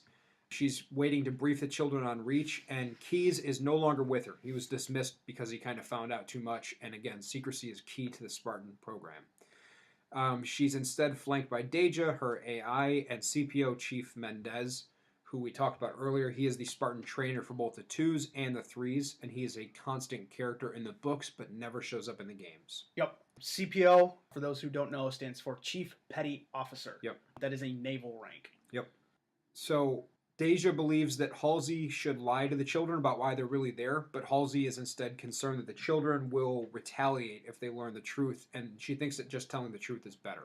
Also, if you're going to augment and brainwash and make the kids as powerful as she plans to, having them rebel would be disastrous. Yes, it would. And Chief Mendez agrees with Halsey. He gives her a little, satisfied grunt when she decides to tell the truth. So what she says is basically that you have been chosen to serve, you've been called upon to serve, you'll be Spartans, we'll turn you into the greatest warriors. Some of the kids are terrified because they'll never see their families again, start crying, but some of them, like John, sit forward because they're interested in being bigger, better, stronger. And then eventually they're sent for food and sleep. And Halsey is disgusted with herself for doing what she believes needs to be done. And I want to say that this is one of the last times we see remorse on her end. No. There's quite a few references. There's some right before the surgeries, but this is the last time she's really disgusted at herself for taking the kids, not for harming them, but for just completely disrupting their lives. She then feels bad for them individually. Halsey shows signs of guilt for taking 75 children from their homes, some of which won't survive. Yes. After this point, though, she doesn't feel bad for them as a group. She feels bad for them individually. Which is kind of like the mothering thing, I think. She stops seeing them as citizens and starts seeing them as children. Her children specifically. Yeah, her children. Especially the core crew that we're going to learn about. And it's tough to read this chapter, too, knowing what they're going to become, how many of them are going to die. And being in a kind of a parental role myself in a lot of ways as a teacher, seeing kids get indoctrinated like this. And there's that cutscene at the beginning of Halo 4, too, where they ask if she thinks that the Master Chief did what he did and was able to accomplish what he did because he's a fundamentally broken person. They're just machines in a lot of ways. And that becomes a theme running in the series that's established very quickly here, that emotions and feelings and what makes a human is not really welcome in the Spartans in a way that we would recognize. Nope. They do loop around. I will say, though, in the series of books, not that we're talking about that book, but later on with some of the Spartans, they do tend to make them more human. We have Linda, I think in Glasslands, that they talk, they humanize her much more. But it takes a while. And John, we do hear his internal monologue, which has a less mechanical... is much less mechanical than his facade that he puts up. John does have emotion. He just doesn't show them. Yeah, they don't know how to show it. Yes. And it becomes a contention within the series because they no longer are really human. They're Spartans. The next step is a lot of what Halsey tries to brand this as. Chapter 4 I think it's the next day. This actually starts section 2, aptly named Boot. Yep. Mendez and the other trainers wake the candidate children by shocking them with cattle prods and order them into the showers to dress and then report for a day of brutal calisthenics. This is where we start to see why Halsey was going to be so disgusted with herself, because they treat the kids terribly. They're forcing them into this boot camp style. But they force these 6-year-old children into a boot camp that is designed for adults. I have it in my notes here. I wanted to ask you how this compares to your own experience having gone through boot. Mine was a little less brutal in this, and that was simply because I was Air Force. We're not majorly in combat. Those Air Force members that are in combat go through a far more brutal secondary training. My training wasn't this bad. We did morning calisthenics, push-ups, sit-ups, runs, all that. We did the physical activities, but a lot of my training was mental. It was a lot of learning. As I've gone into before, it was because my job is very, very technical. Mm-hmm. and a lot of the Air Force jobs are technical in nature, or they're desk jobs. There's a reason they call us chairman. That's all I got on that. Okay. I figured you were gonna ask about that. Time, yeah. So following this, they get their first lesson in history. They learn about the Hot Gates, or Thermopylae, which introduces the children to the Spartan legend, the Spartan mentality of very small numbers stands up against greater odds. And that story, if you haven't seen the movie 300, which does a good job of enshrining the legend, is essentially that 300 Spartans or Lacedaemonians held this spot along the sea called Thermopylae, which is called the Hot Gates, from an invading Persian army that, if you listen to the legend, was like 1 million people strong, but in reality was probably nowhere near that. And they hold it long enough, if you read the legend all the way to its end, for the rest of the army to show up. But what happened was the Greeks couldn't get their stuff together quickly enough, and the Lacedaemonians were a warrior society. Sparta was ruled by kings, but they were warrior kings. Every free man was born into the military. They were forced to live together. They were forced to train constantly. They were ready to fight at a moment's notice.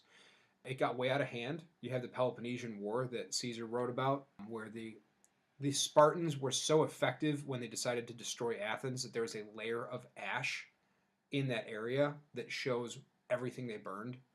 So they're crazy. If you actually read the Lacedaemonian history, we call them Spartans now.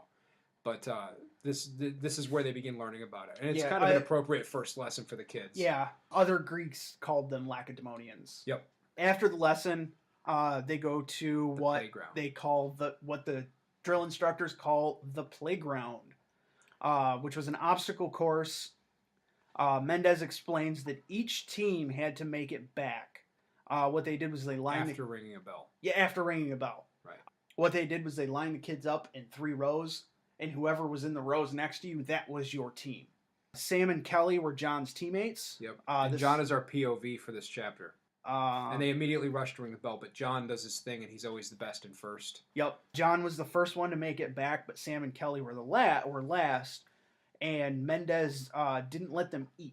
That was the treat at the end. Was if they all the whole team finished, the last team to finish didn't get to eat this huge Thanksgiving style feast. Mm-hmm. We get this. I think this is actually one of the weaker points of the book too. Is that John doesn't understand that there's not just winning and losing.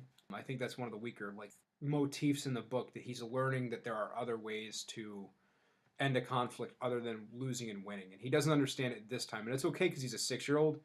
But as a 30-something-year-old Spartan too, walking around in tank armor, you'd hope that he would understand that there's more than one win condition. It's not binary. Yeah, but he's also brainwashed into winning. True.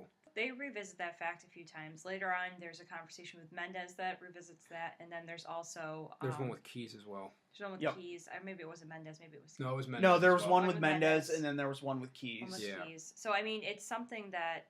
I feel like because it is so inundated in them that they have to always win, that it takes some of those outside, more human forces to make him reflect and realize that there are multiple ways to win.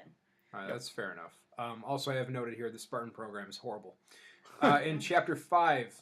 you didn't go through all of Chapter 4. The last thing I had is that they forced them to just basically drink water and think about what it means to win. No. Something? Yes. The next day... the same routine. Morning calisthenics, and then in class they learned how wolves hunt in packs. I do have that there. And then back at the playground, Sam, John, and Kelly devise a plan to ring the bell as a team, and they come in third, and just at the end of the chapter, they just decide to be friends. Yes. I thought that's what children do, though. Yeah, I know. I thought that was a very, very childlike mentality to have. And Eric Nyland did a very good job of working that in there, so it flowed into the book very well. Yeah. It wasn't just shoehorned in. I did have that there, but for some reason I had it as a bullet point and I skipped right over it. All right, good catch. In Chapter 5, 2 years have passed in the Spartan program, and at this point John has become a leader amongst the other children, although he isn't recognized officially as such yet. He's not the squad leader yet. Yeah. So they are on a mission. It's supposed to be the most challenging one yet. They are going to be dropped off from a pelican. and they have to meet at an extraction point after being spread across the wilderness with just a portion of a map to guide them. Mendez says that the last one back will be left behind and have to walk hundreds of miles home. They have no armor, they have no weapons, nothing like that. It's just kids in their short pants, I guess. John gets dropped off first, of course, and then quickly collects the other children, rounding up all 67 or so that are left. I lost track of the exact number, but I think there were 67. I think so, yeah. They hike together to the extraction point while trying to figure out how to get all of them back without leaving any behind, because John is adamant that no one else is left behind and even offers to stay behind if that's necessary. Yep. But what they find at the exfil point are a bunch of men out of uniform smoking cigarettes, those monsters, and not really paying any attention with the dropship. Basically, the Spartan children ambush the men. They draw them out by running a rabbit is the reference that they use. Yep. And then Sam pretends to have a broken leg, and you get this really weird childlike coordination. And of course, the guys try to go out and abuse the kids and try to beat them up. It doesn't work. They throw rocks at them until they're all knocked down. They tie them up, don't they? I think so. Yeah. And then then John calls home and gets the AI to fly the Pelican home for them, which doesn't go over so well with Mendez because he effectively cheated and beat up his guards. So he's marched into Halsey's office. Mendez's office. And Halsey's there. Halsey's amused by the entire situation and names John squad leader, even though Mendez is slightly horrified. This is something in the book that maybe I overlooked it, but it was never entirely clear if that team was actually the one that was supposed to pick them up or if it wasn't. Did they ever specifically outline that those people near that dropship or the Pelican or whatever it was actually the one that they were supposed to be meeting? I don't think they did. Because I got the impression that it was just some random guys out doing some random mission in the middle of the woods, and a bunch of kids just came and kicked the living poop out of them. It wasn't explained, but later in the book, John makes reference quite a few times to Mendez's tests and their twists. Yeah. So I think that this chapter was written intentionally to be confusing like that. So that you make the connection a little bit later in the book, so you understand what type of training Mendez is actually giving them. And they reference the twist at the beginning of this chapter, too. They're waiting for the other shoe to drop, and they think it's just going to be that they have the portions of the map. Okay. But then the other side of it, too, is that the guys who, in theory, are supposed to be picking them up, don't even realize that they're picking up children, because they're really confused on why children are in the middle of the woods with them. So I don't know if it's one of those things where it was a double blind where Mendez is you got to go pick up some people in the middle of the woods, but we're not going to tell you who. So that when kids showed up, they're like, what the heck is going on? Yeah, that might have been it as well. I read it the way that Kyle did, where this was a twist, and maybe with the double blind, but maybe those were Spartan 1s, and they were being told to exfil somebody, and they didn't know what was going on, and that was the end of the Spartan 1 program. No, because Johnson's a Spartan 1. That's true. Johnson's a Spartan 1, because everybody's related now. Anything else in this chapter? I like this one a lot. I did too. So in chapter 6, then, now that John is squad leader, Halsey reviews a list of warnings and cautions sent from her mentor in the Navy about the surgical and chemical upgrades she's about to put her candidates through. Yep. And how many years after the last chapter is this? This is 25-25. 25-25. So 7 years later. 7 years later, okay. So at this point, they have been through training for 7 years, full 7 years. That's the Bungie number, isn't it? No, it's 9 years. 9 years, okay. Because it was 2 years later, so that makes them 15, roughly. Right. Yeah. So they're still adolescents, but it's described as they have the bodies of Olympians, they have the minds of lifelong strategists and military commanders, yep. And so they're already at peak human experience, and now they're going to undergo a suite of surgical and chemical enhancements. So we get this list that is printed through. I don't know if your books had this issue, but for some reason, if the letters F and I were together, my book was missing those two letters. Mine was too. It took me a little while to figure out what the heck happened. I don't know if it was a misprint or what, but it was really annoying. Yeah, mine did the same thing. Okay. So anyway, I was able to peter out what it was that was in here. So she's going to give her Spartans enhanced nervous systems, bone coating upgrades, human growth hormone implants, retinal upgrades, and more. But the expected survival rate is really, really low. Yeah. And I thought that Nyland did a really good job of summarizing the upgrades in a way that was smartly written and did a good job with the science, but was not overbearing and alienating. Yeah. It was really well balanced. Before the Spartans are supposed to be put under the knife, Halsey and Mendez actually go to visit John, who is resisting the anesthetic because he thinks that it might be a trick by Mendez. And Halsey is then uncharacteristically tender with him, and eventually he passes out. So we kind of see John in his surgical booth right before he passes out. And I noticed here that the last 2 chapters have been part of a pattern. The conditions of the program are laid out to be horrifying, and then we see the fun that the candidates are going to have. This continues that pattern. So now we see how this new stage is going to be horrible, but in the next chapter we're going to see how much more fun they can have. So it's kind of an interesting pattern. We ran into patterned writing in the Star Wars book too. Yeah, we did. But this one isn't nearly as poorly patterned. No, it happens throughout the book, but it's not nearly as bad. We also get it with the Mjolnir armor. They're like, by the way, if you turn too hard to the left or right, you'll rip your spine out. But yeah, have fun. But at the same time, it almost makes you think, especially with the kids, is that the way kids tend to have a feeling of? Like, so something horrible's happening, like when they have to do something new that they don't really want to do, that's a responsibility, you have that, like eating broccoli. Yeah, like eating broccoli. They have that initial, like, this is going to be awful and horrible, and then afterwards they're like, this is great. Like, yeah, I don't want to have to learn how to do this, but now that I know how to do it, this is so much fun. And then it goes up and down like a wave. Yep, that is exactly how this is patterned.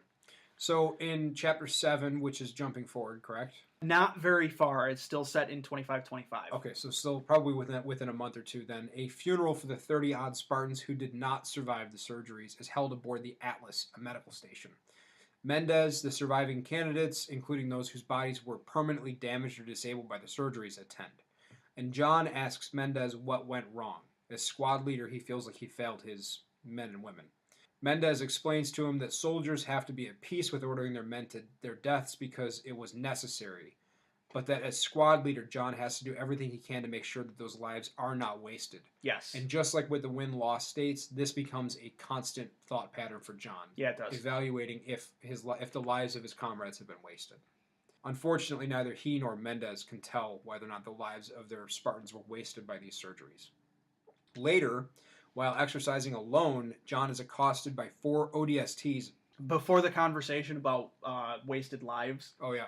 John won't let the orderlies that are pushing the disabled Spartans leave because he wants to know what's happening to the people in his squad. Right. And Mendez reassures him that their lives are not being wasted. Mm-hmm.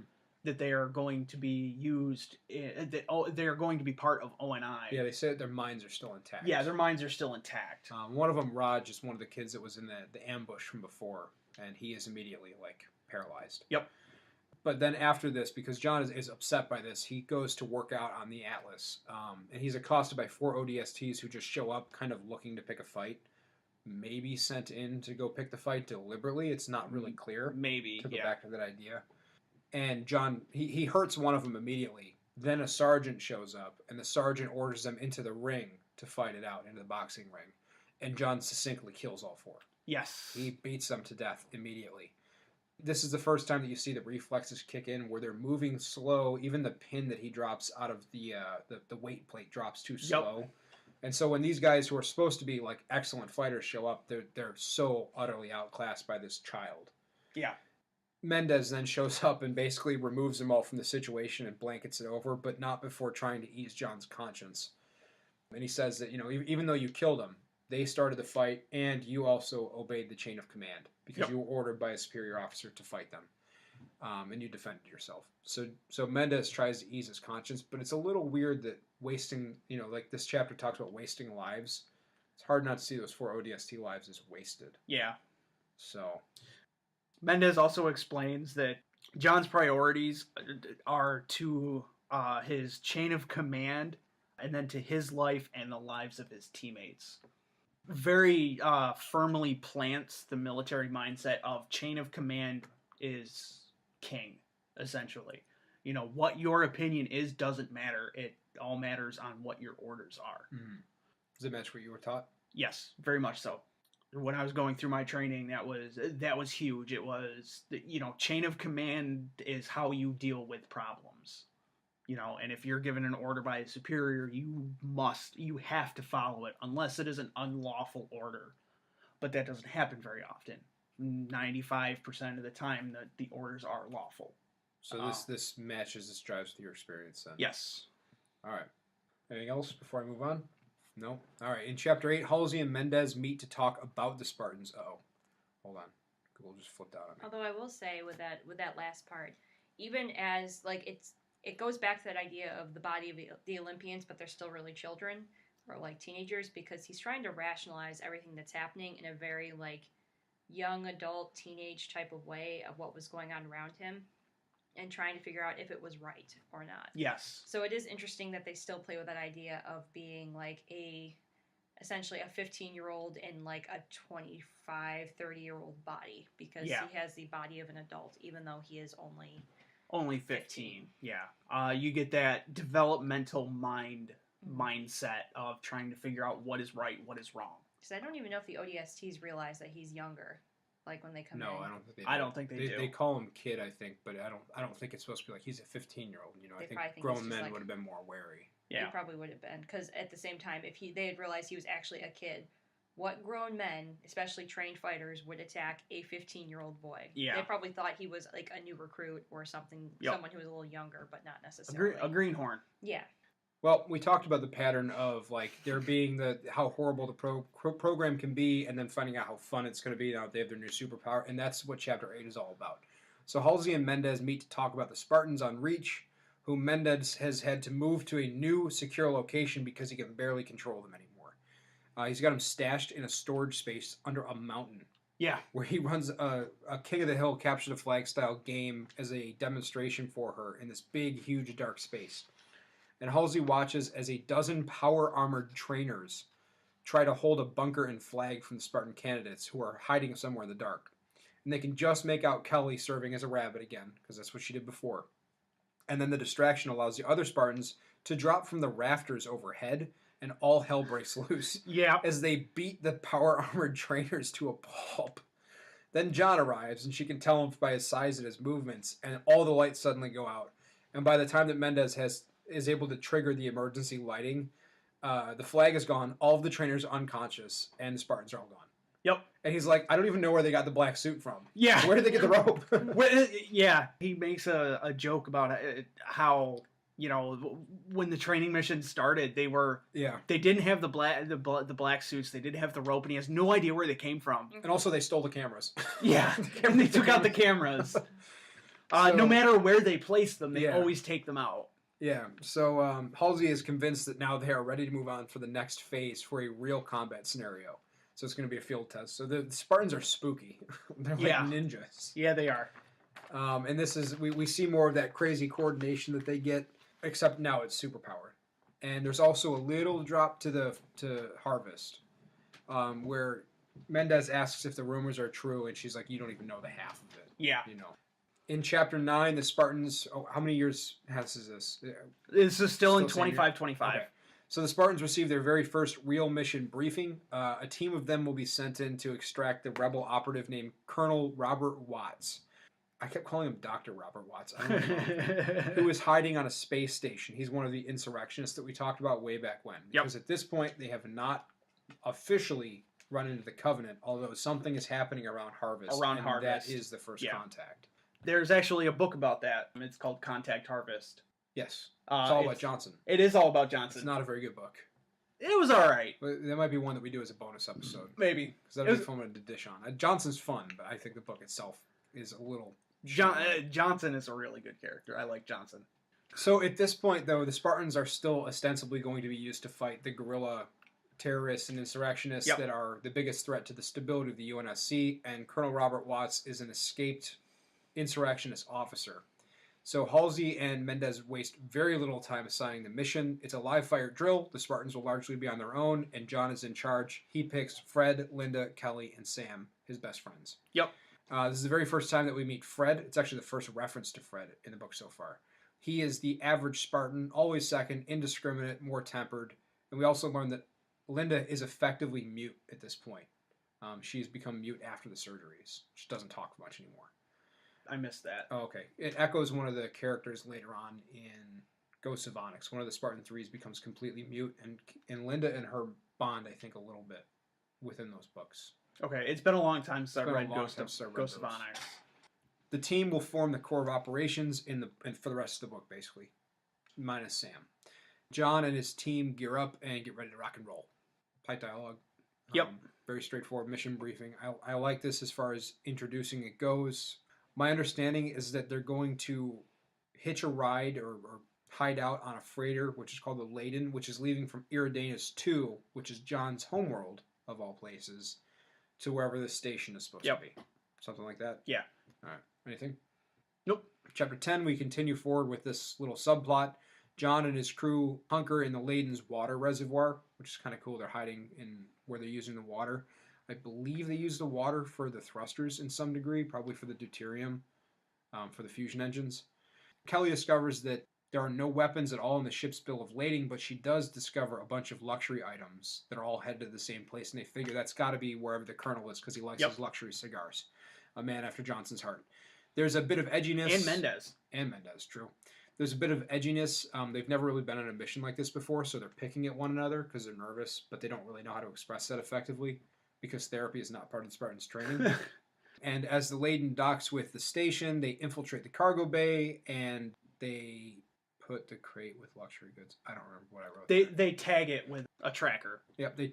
They tag the luxury crate, and then they slip onto the station itself. They follow that deeper into the core of the station, which for some reason is like a city built into a skyscraper hollow, or into an asteroid hollow. I don't know why they did that. Whatever. They're rebels. They're hiding. But why would they build skyscrapers inside of a asteroid hollow? I don't know. Okay. I've been spoiled by Leviathan Wakes and its asteroid cities. They immediately break in. They kill the first floor guards. There's no subtlety to their mission. No. They ride an elevator up, and John takes a bullet in the side after they kick in the door to Colonel Watts' apartment. They succeed in capturing him. They stuff him back into the crate, and then they throw him off of a 12-story cliff with a rope attached to it. No subtlety at all. Rappel down the side, and then they jog back. They're back at the docks. Sam blows a giant hole in the side of the wall, and they escape. Mission accomplished. Mission accomplished. John gets his Purple Heart. John does get his Purple Heart. Mm-hmm. The combat is punchy. The prose is really simple, so it reads really quick. It could have been drawn out, and it could have become like an intrigue spy mission, but it's not. It's just boom, boom, boom, much like a Halo mission. Yeah. So I thought that was thematically appropriate. What did you guys think of this chapter? I thought it was really well written. I mean, you know, it does read like a Halo mission, and it reads like a team's first live mission. Mm-hmm. They also really talk more about the roles that they're playing within the book, which is interesting. You get a little bit more character development. You have like the establishment, I think, of when they're setting up inside of the ship of what roles each person takes. So I think there was somebody, I think Sam was the heavy explosives, and then they had... Linda's the sniper. Linda's the sniper. Kat's not around yet. Nope. Well, she may be around. Maybe. Who knows? But they Let's just... throw the timeline out the window. But they just, so they do establish during this scene what some of their specialties are, and that even though they are Spartans and have the same training, there are people who have some specialties. Yep. My two complaints about this chapter, which I like this chapter a lot. It reminded me almost like a Born Identity style chapter. I thought that the structure of the asteroid itself was really weird and just low quality compared to the rest of the book, really. It's just a weird low point in terms of its actual, like, thinking the scenario through. But it's also kind of a low-risk affair because if you think about it, John's ribcage is bulletproof. Like, he's only got a few spots on his body where he can be shot and killed. Yeah. You know, it's kind of a low-risk affair. They could probably have just jumped out of the 12-story window and been fine, right? Well, they're not in their official Mjolnir. No, but they all have metal bones. Yeah. You know, they're like Wolverine now. In chapter 11, the Spartans... Oh, is this in the same year? Yep. Okay. In Spartan 11... The chapters are called, I'm just going to roll with it. The Spartans are called to muster on Reach for a debrief, one of the very few times that they get called all together in that particular way. And an Admiral, Stanforth, arrives to debrief the Spartans on the new extraterrestrial threat, the Covenant. This is the very first time they're talking about it officially. Who have attacked Harvest, which is one of the most peaceful outer colonies. Harvest is completely destroyed by the Covenant, who at this point are still mysterious, and efforts are now underway by Admiral Cole to retake the system. And after this stunning announcement, they're told that they are going to be accelerated into Project Mjolnir, the next phase of the Spartan program. Yep. And that Chief Mendez will be backing down to train the next generation of Spartans. So this is his going away speech. After his speech, Mendez trades a few words with John, and he says that there is a third path to winning or losing, and that's surrendering. And then he leaves, and John never sees him again. This is the kind of drop lead into the Spartan 3 program. So what year is this? 25. So I guess you could have Spartan 3s within 25 years. A couple of generations of them, maybe. Maybe, but I mean, it's just... I mean, I guess you're going to have to because you're going to have the Ghosts of Onyx. Yeah. So, I don't know. But anyway. It's an interesting way of introducing the Covenant. They seem really menacing and properly alien, but I mean, literally nothing's known about them except for the fact that their ships look organic and are really powerful. Yep. And they're scary. They send a message to the humans in, I guess, English, maybe Hungarian. This whole time they're really speaking Hungarian. We just didn't know. So they are speaking to us, but we have no way to speak to them in their language. So it's a one-side affair, and they basically just tell us that we're all going to die. Chief Mendez goes off to wait in the first chapter of Ghosts of Onyx for us to pick up that book. Chapter 12 then, which is a couple months later, correct? I believe so. It is still in the same year. They're aboard the Commonwealth en route to Chi Ceti 4. Yep, Chi Ceti 4, where Project Mjolnir is based. It's a planet that nobody, except for Halsey, apparently has heard of on this team. It's one of those super secret ones like Onyx will become. En route, actually in system, they're attacked and by a Covenant ship, and a deadly battle commences. The ship's captain just barely manages to scrape them by and then dumps Halsey and the Spartans in orbit. And basically runs off to make retreats and repairs. And this is one of the first major conflicts in orbit. And I left out descriptions and summaries of it because it doesn't bear well into summary, but it's really well written. Yeah, it is. And it's a highlight of the book. I did the same thing. Okay, I had completely forgotten how good he did space combat. Yeah. He does a really, really good job of it. And I think if you are a Halo fan, it behooves you to read this. If you've already read it, read it again because it's a lot of fun. Almost as fun as the space combat in Halo Reach. Also, this is the first time we see them fighting against the shield technology. Yep. The UNSC at this point does not have shields, either on their ships or on their troopers. Nope. So they have a whole extra layer to get through when they fight the Covenant. But once they break that down, it's hard to fight a background moving at like a fraction of the speed of light. I think it's a quarter of the speed of light. Yeah. The ship ones can fire a quarter of the speed of light, and the orbital platforms, I believe, fire... I think it's like a tenth of the speed of light, but either way, it's so much force. Those rounds are moving quick. I know the orbital stations that are around Reach are crazy powerful. They fire a lot faster than the ship ones. And the ship ones are enough to basically just stomp on the Covenant ships. They don't survive one round, and that's just the little ship-based one, the pistol-sized one. And that's if the rounds get through the shields. Yeah. So they have to fight and get around that. It's also kind of interesting to see the Spartans really helpless for the first time. Yeah. And that is another continuing theme. In 13, which is on the surface of Chi Ceti 3, John and the Spartans are suited up in Mjolnir armor. I'm sorry, Chi Ceti 4, not Chi Ceti 13. I'm getting my chapters and my plans confused again. John and the Spartans get suited up in Mjolnir armor. The power armor has taken years to develop and uses some of the most advanced technology the UNSC has. It synchronizes to the user's mind and amplifies that nerve-based signal many times over. And so as a result, regular humans can't use it because it will kill them. Yes. So the Spartans upgraded bones, muscles, brains, reaction times. That was all in service to get them into the armor. Yes. They also, from what I could understand, all UNSC personnel have a chip implanted in their head. It's at the base of their neck. Port at the back of their head for USB sticks, I guess. And before they can get into the Mjolnir armor, they have to have an upgrade to it. Yeah. Or maybe that's Neurolace. That's to get into with Cortana. He gets the Neurolace upgrade. Yes. But they all have a Neurolace in there. Yes, and that's how it communicates, and that's how the Mjolnir armor communicates with their nervous system. Mm-hmm. So it's love at first step. Nylon does a good job of keeping the science just vague enough here that it doesn't flag as Star Treknology, just like he did with the medical procedures earlier on. Yep. But it still seems advanced and powerful, and there's no shields yet. Also, the color of the armor is slightly different. It's described as being more yellow. Yeah. So we don't have the iridescent green energy-dispersing plates that are, the Master Chief's usual color. Yeah, that is the second generation of armor. It only takes the Spartans a half an hour of testing and training before they all master the use of the armor. Yep, they were born for this. In Chapter 14, John, the Spartans, and Dr. Halsey, and also some of the technicians, attempt to escape Chi-City 4 in an armored dropship. En route, John and Sam realize that the only way really to escape the system is to destroy the damaged Covenant ship that's still prowling around in the system, so that the Commonwealth can complete its repairs and jump back to safety. Because even though they almost killed it, they didn't totally kill it. So it's a do-or-die moment, and they decide to test the armor by flying across space on rockets.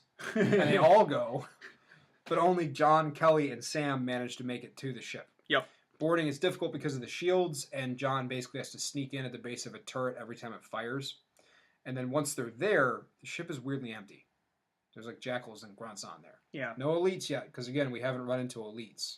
Because Halo Reach is not canon. Boarding is tough. They have to arm a nuke while they're there, and then Sam gets wounded and is forced to stay behind in a very George-like moment because his armor's compromised and he can't survive the trip back. Yep. So he becomes the first real Spartan casualty of the Covenant War as John and Kelly escape. It's a good chapter, but it's kind of hard not to see Sam's life as being wasted because of how stupid the plan was to begin with. Yep. John reflects at the end of the chapter that by blowing up the Covenant ship, it shows that the Covenant aren't invincible, and doing this gives humanity hope for actually being able to win a war against the Covenant. Except no one's going to know about this because it's an only classified mission. It seems like in this case, when they're on the ship, both John and Sam realize it's a life's being spent instead of wasted. Yeah, yes, that's the way they phrase it. That's true. Anything else? That's it. That's all I got. Schlongeful, Sam. Section 3, Sigma Octanus. 27 years later. Yes, this is set in 2552. The Spartans can drive now. The Sigma Octanus system is the system that Reach is in.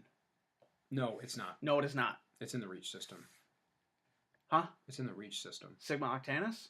No. Sigma Octanus. Octanus is Reach is not. Reach is not in the Reach. Is Reach in Epsilon Eridani? Yes. Okay. Anyway, Ensign William Lovell is aboard the Slipspace Radar Monitoring Station Archimedes on the edge of the Sigma Octanus station, where the danger alarm triggers because something huge is moving through Slipspace, which is their FTL technology, and it has been picked up on the Archimedes sensors.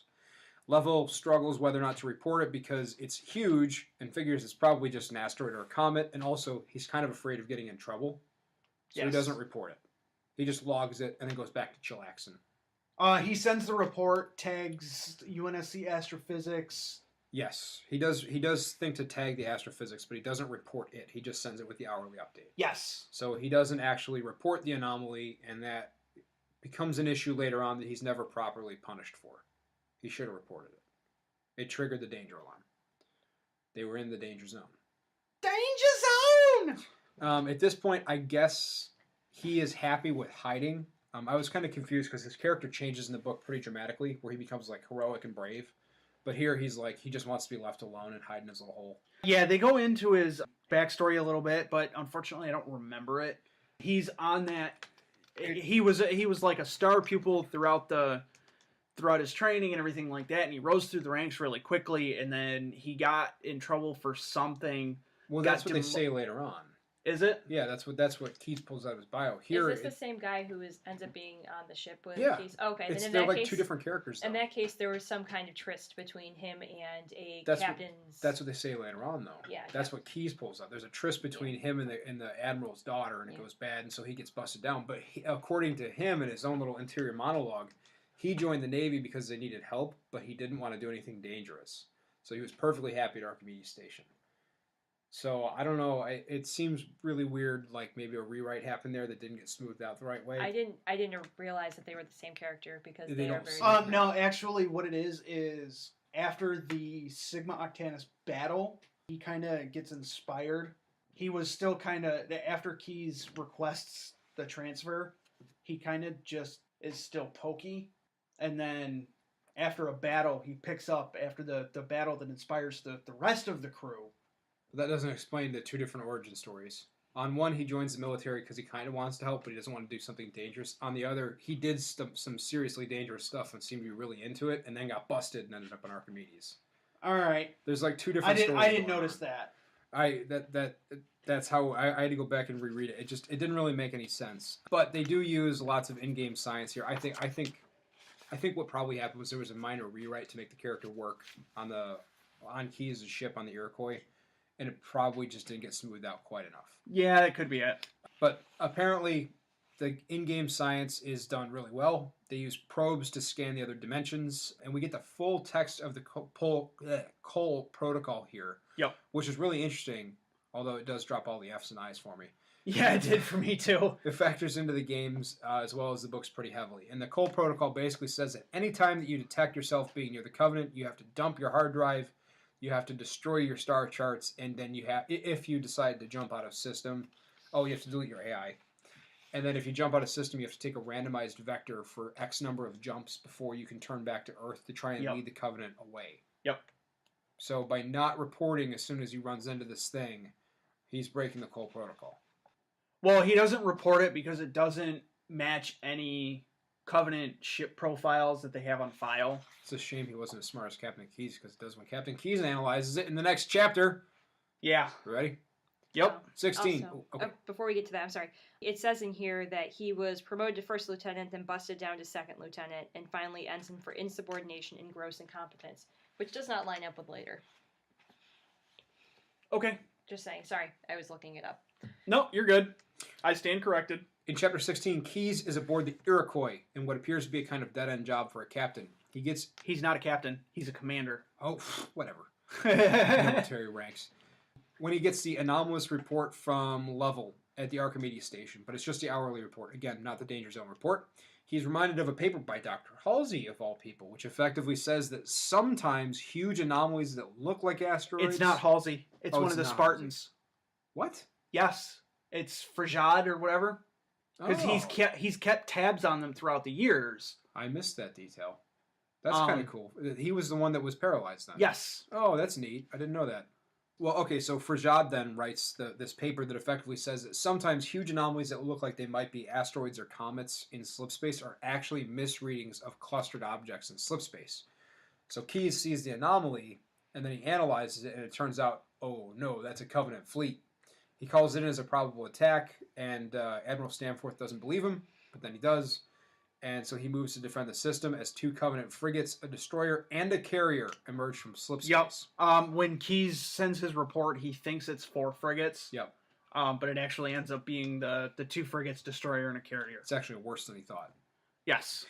So very severely outgunned and out-engined. He's going to have to outthink the enemy. And gosh darn it, Commander Keyes is just so smart. We get some pretty cool characterization of the crew, but it's also humdrum for a lot of them. They don't really amount to anything. There's the overeager one, there's the grim Japanese one. There's the incompetent idiot on navigations. Yeah, yep. It's all right.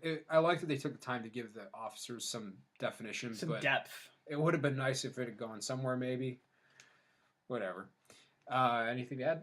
Nope, not yet. Okay, in Chapter 17, the chapter is essentially a play-by-play of the ship-to-ship combat, and again, we're not summarizing it because we think that you should go read it because it's really, really well done. But the Iroquois manages to defeat the 4 Covenant vessels in the Sigma Octanus system. Nyland really does manage to make it kinetic, quick-moving, dangerous, even thrilling, so it's worth reading on your own. Yep. And during combat, the Covenant carrier deploys a number of large dropships to ferry troops down to the surface for unknown purposes. Yep. On to Sigma Octanus 4.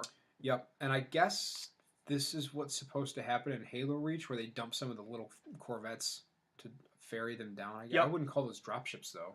No, those were like legit Covenant corvettes. Yeah, and then a carrier in orbit. Yeah, it threw me off the scale. I had forgotten how good Nyland is at writing the ship combat, and when I hit this scene, I was like really blown away. Yeah, I really like this chapter. I can't believe I've forgotten it, though. It's like half the book is space combat. Yeah, it is. Anything?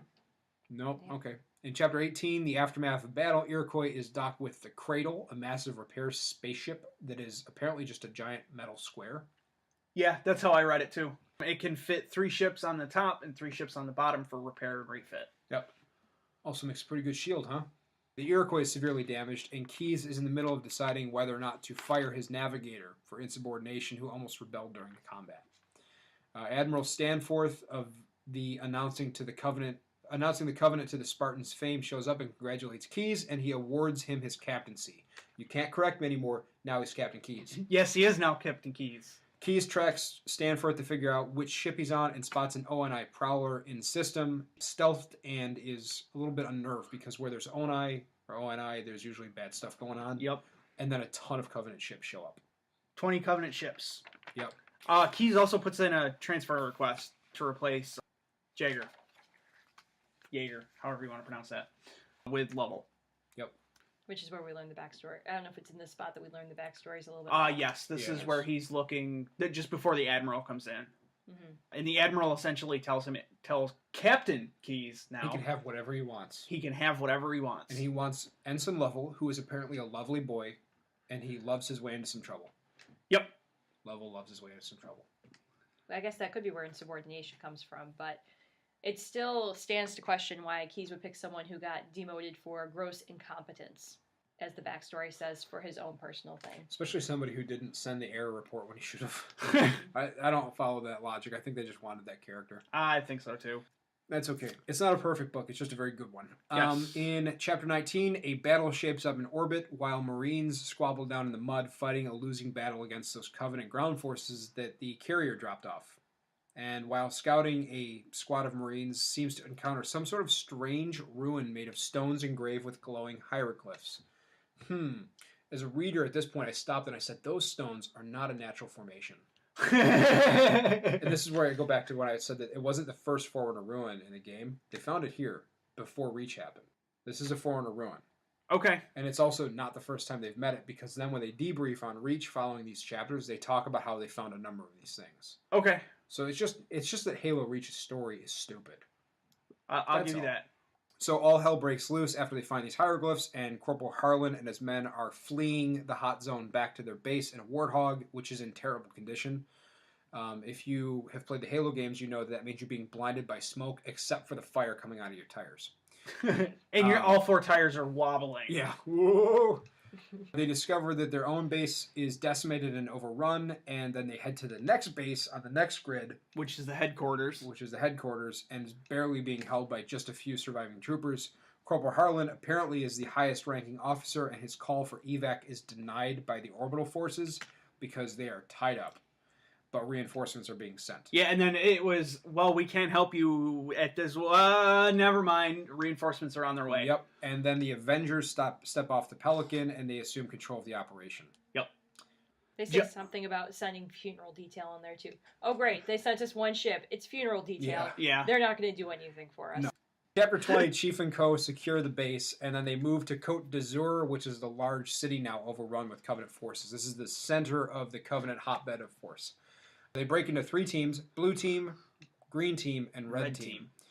Chief is on green team, and they have the worst of it, slogging through the jungle to get to the city sewers. John is on blue team. Oh, they're on blue team. John is always on blue team. Are they? Yes. Huh.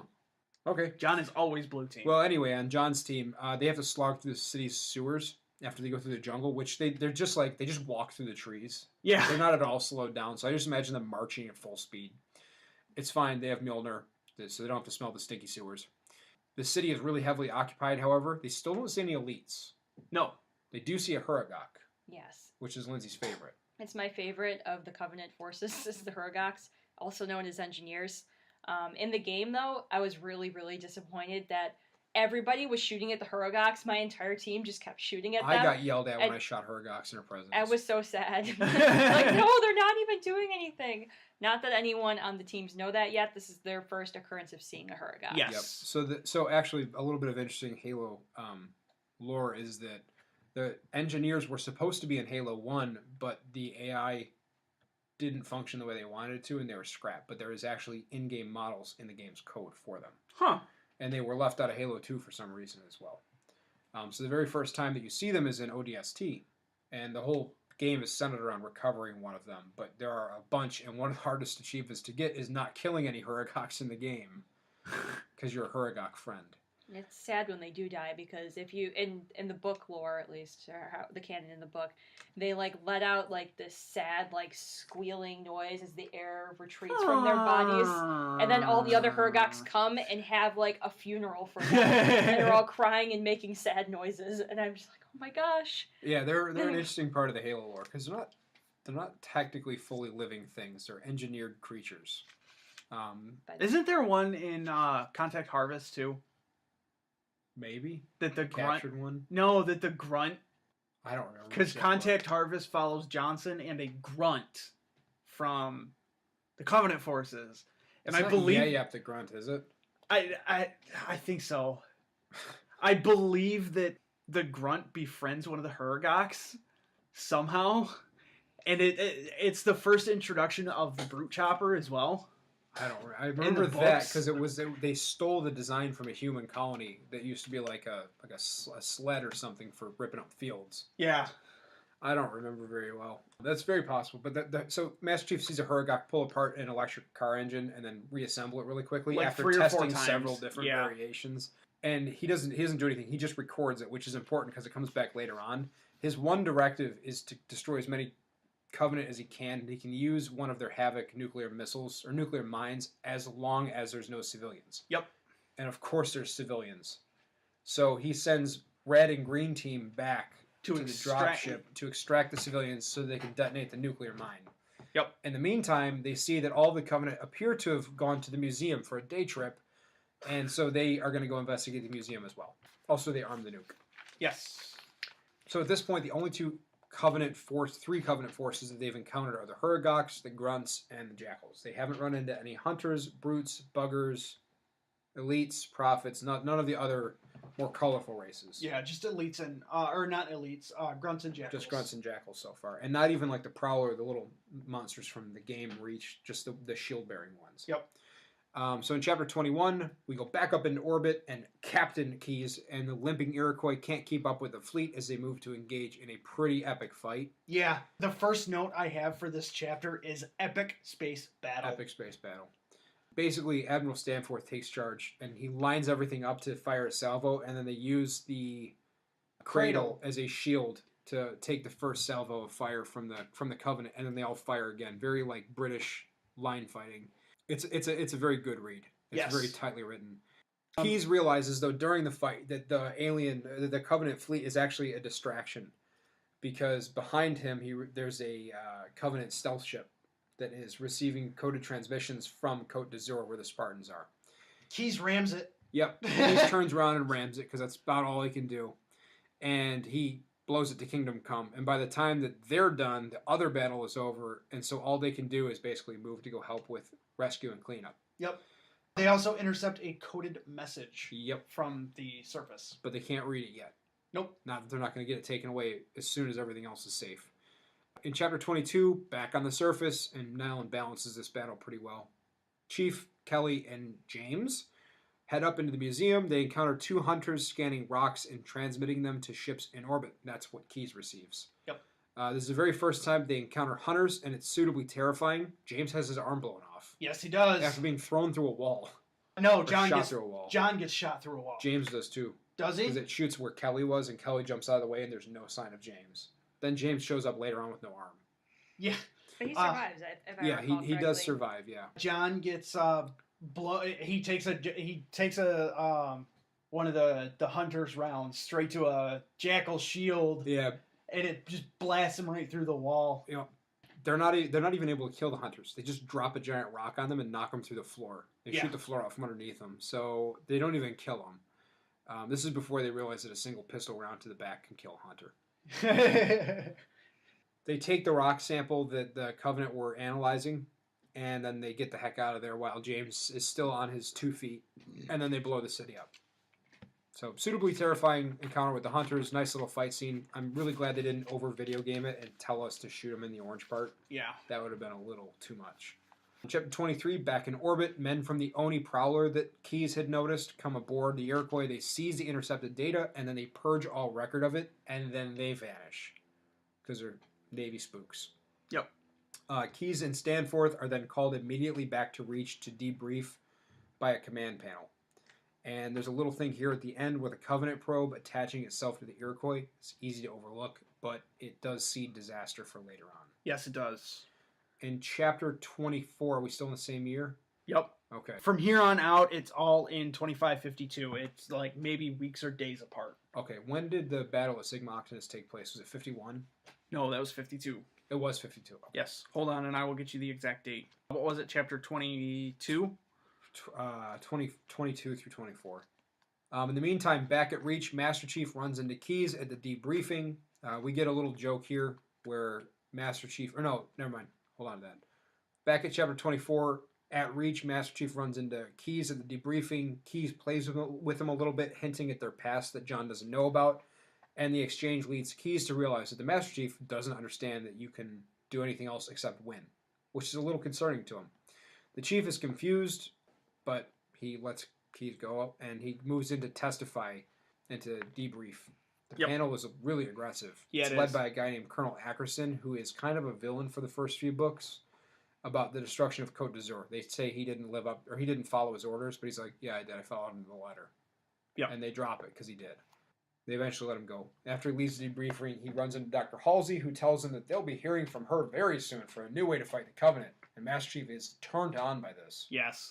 A side question for you guys. Is Master Chief and the Spartans, are they a part of Oni or are they a part of the UNSC? Section 3 of ONI.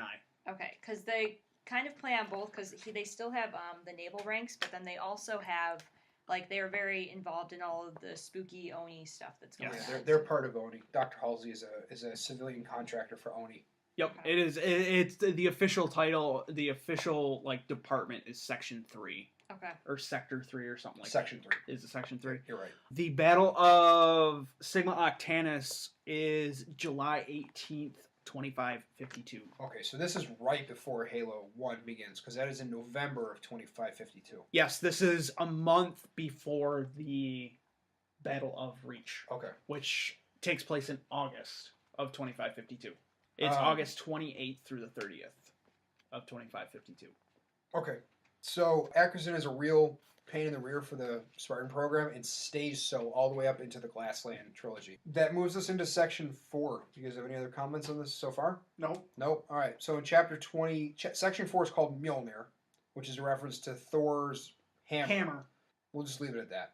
Chapter 25, Halsey and Cortana, who is introduced through one of the book's very few real info dumps, is an especially smart AI, capable of doing things that dumb AIs like Deja and the other AIs that have been introduced through the book just can't do. They discuss the green-lighted Mjolnir program and their candidates. Cortana chooses John 117 because he's lucky. Yep. And also because he's the bravest. And they decide on the Pillar of Autumn, which is a big, ugly, slow ship, as an unassuming candidate for this new mission called Project Mjolnir. And they pick Jacob Keyes as the captain because he can keep a secret. Yep. The Pillar of Autumn is in the cruiser class of ships. Yep, it's a Halcyon cruiser. Yes, and the cruisers are very, very rare. There aren't very many cruisers because they're so big, they're so slow. This one is structurally unique. The Halcyon classes, which is a reference to Marathon, Bungie's previous series, the Halcyon classes are honeycombed with bracers. So they're... No. Oh, is that just the pillar? That's just the pillar. It's basically invincible. The special thing with the Halcyon class cruiser was that it was the only cruiser to have the spine along the back in its frame. Yeah. Is this the point where they talk about how Cortana is made? Do they talk about She's that in this book? flash cloned from Halsey's brain. Yeah, but this kind of think outlines... that's this section, yeah. Because they outline kind of another way that Halsey, has a very different set of morals than everyone else. Because usually what happens when you create these AI is that they, it's somebody who's dying or dead and they want to preserve it kills their the brain in the process. Yes. It kills the brain, but she instead made a clone of herself. 20 clones of her brain. And then she killed them to make Cortana. So it was this is kind of just another one of those ways of outlining how Halsey's morals are a touch different than everybody else's. So Cortana chooses the Master Chief. And in Chapter 26, Halsey calls all of the remaining Spartans together, except for the 3 that she can't get to. Those are going on during the Cole Protocol book. That's Grey Team. To initiate Project Mjolnir. And this is the plan to end the war.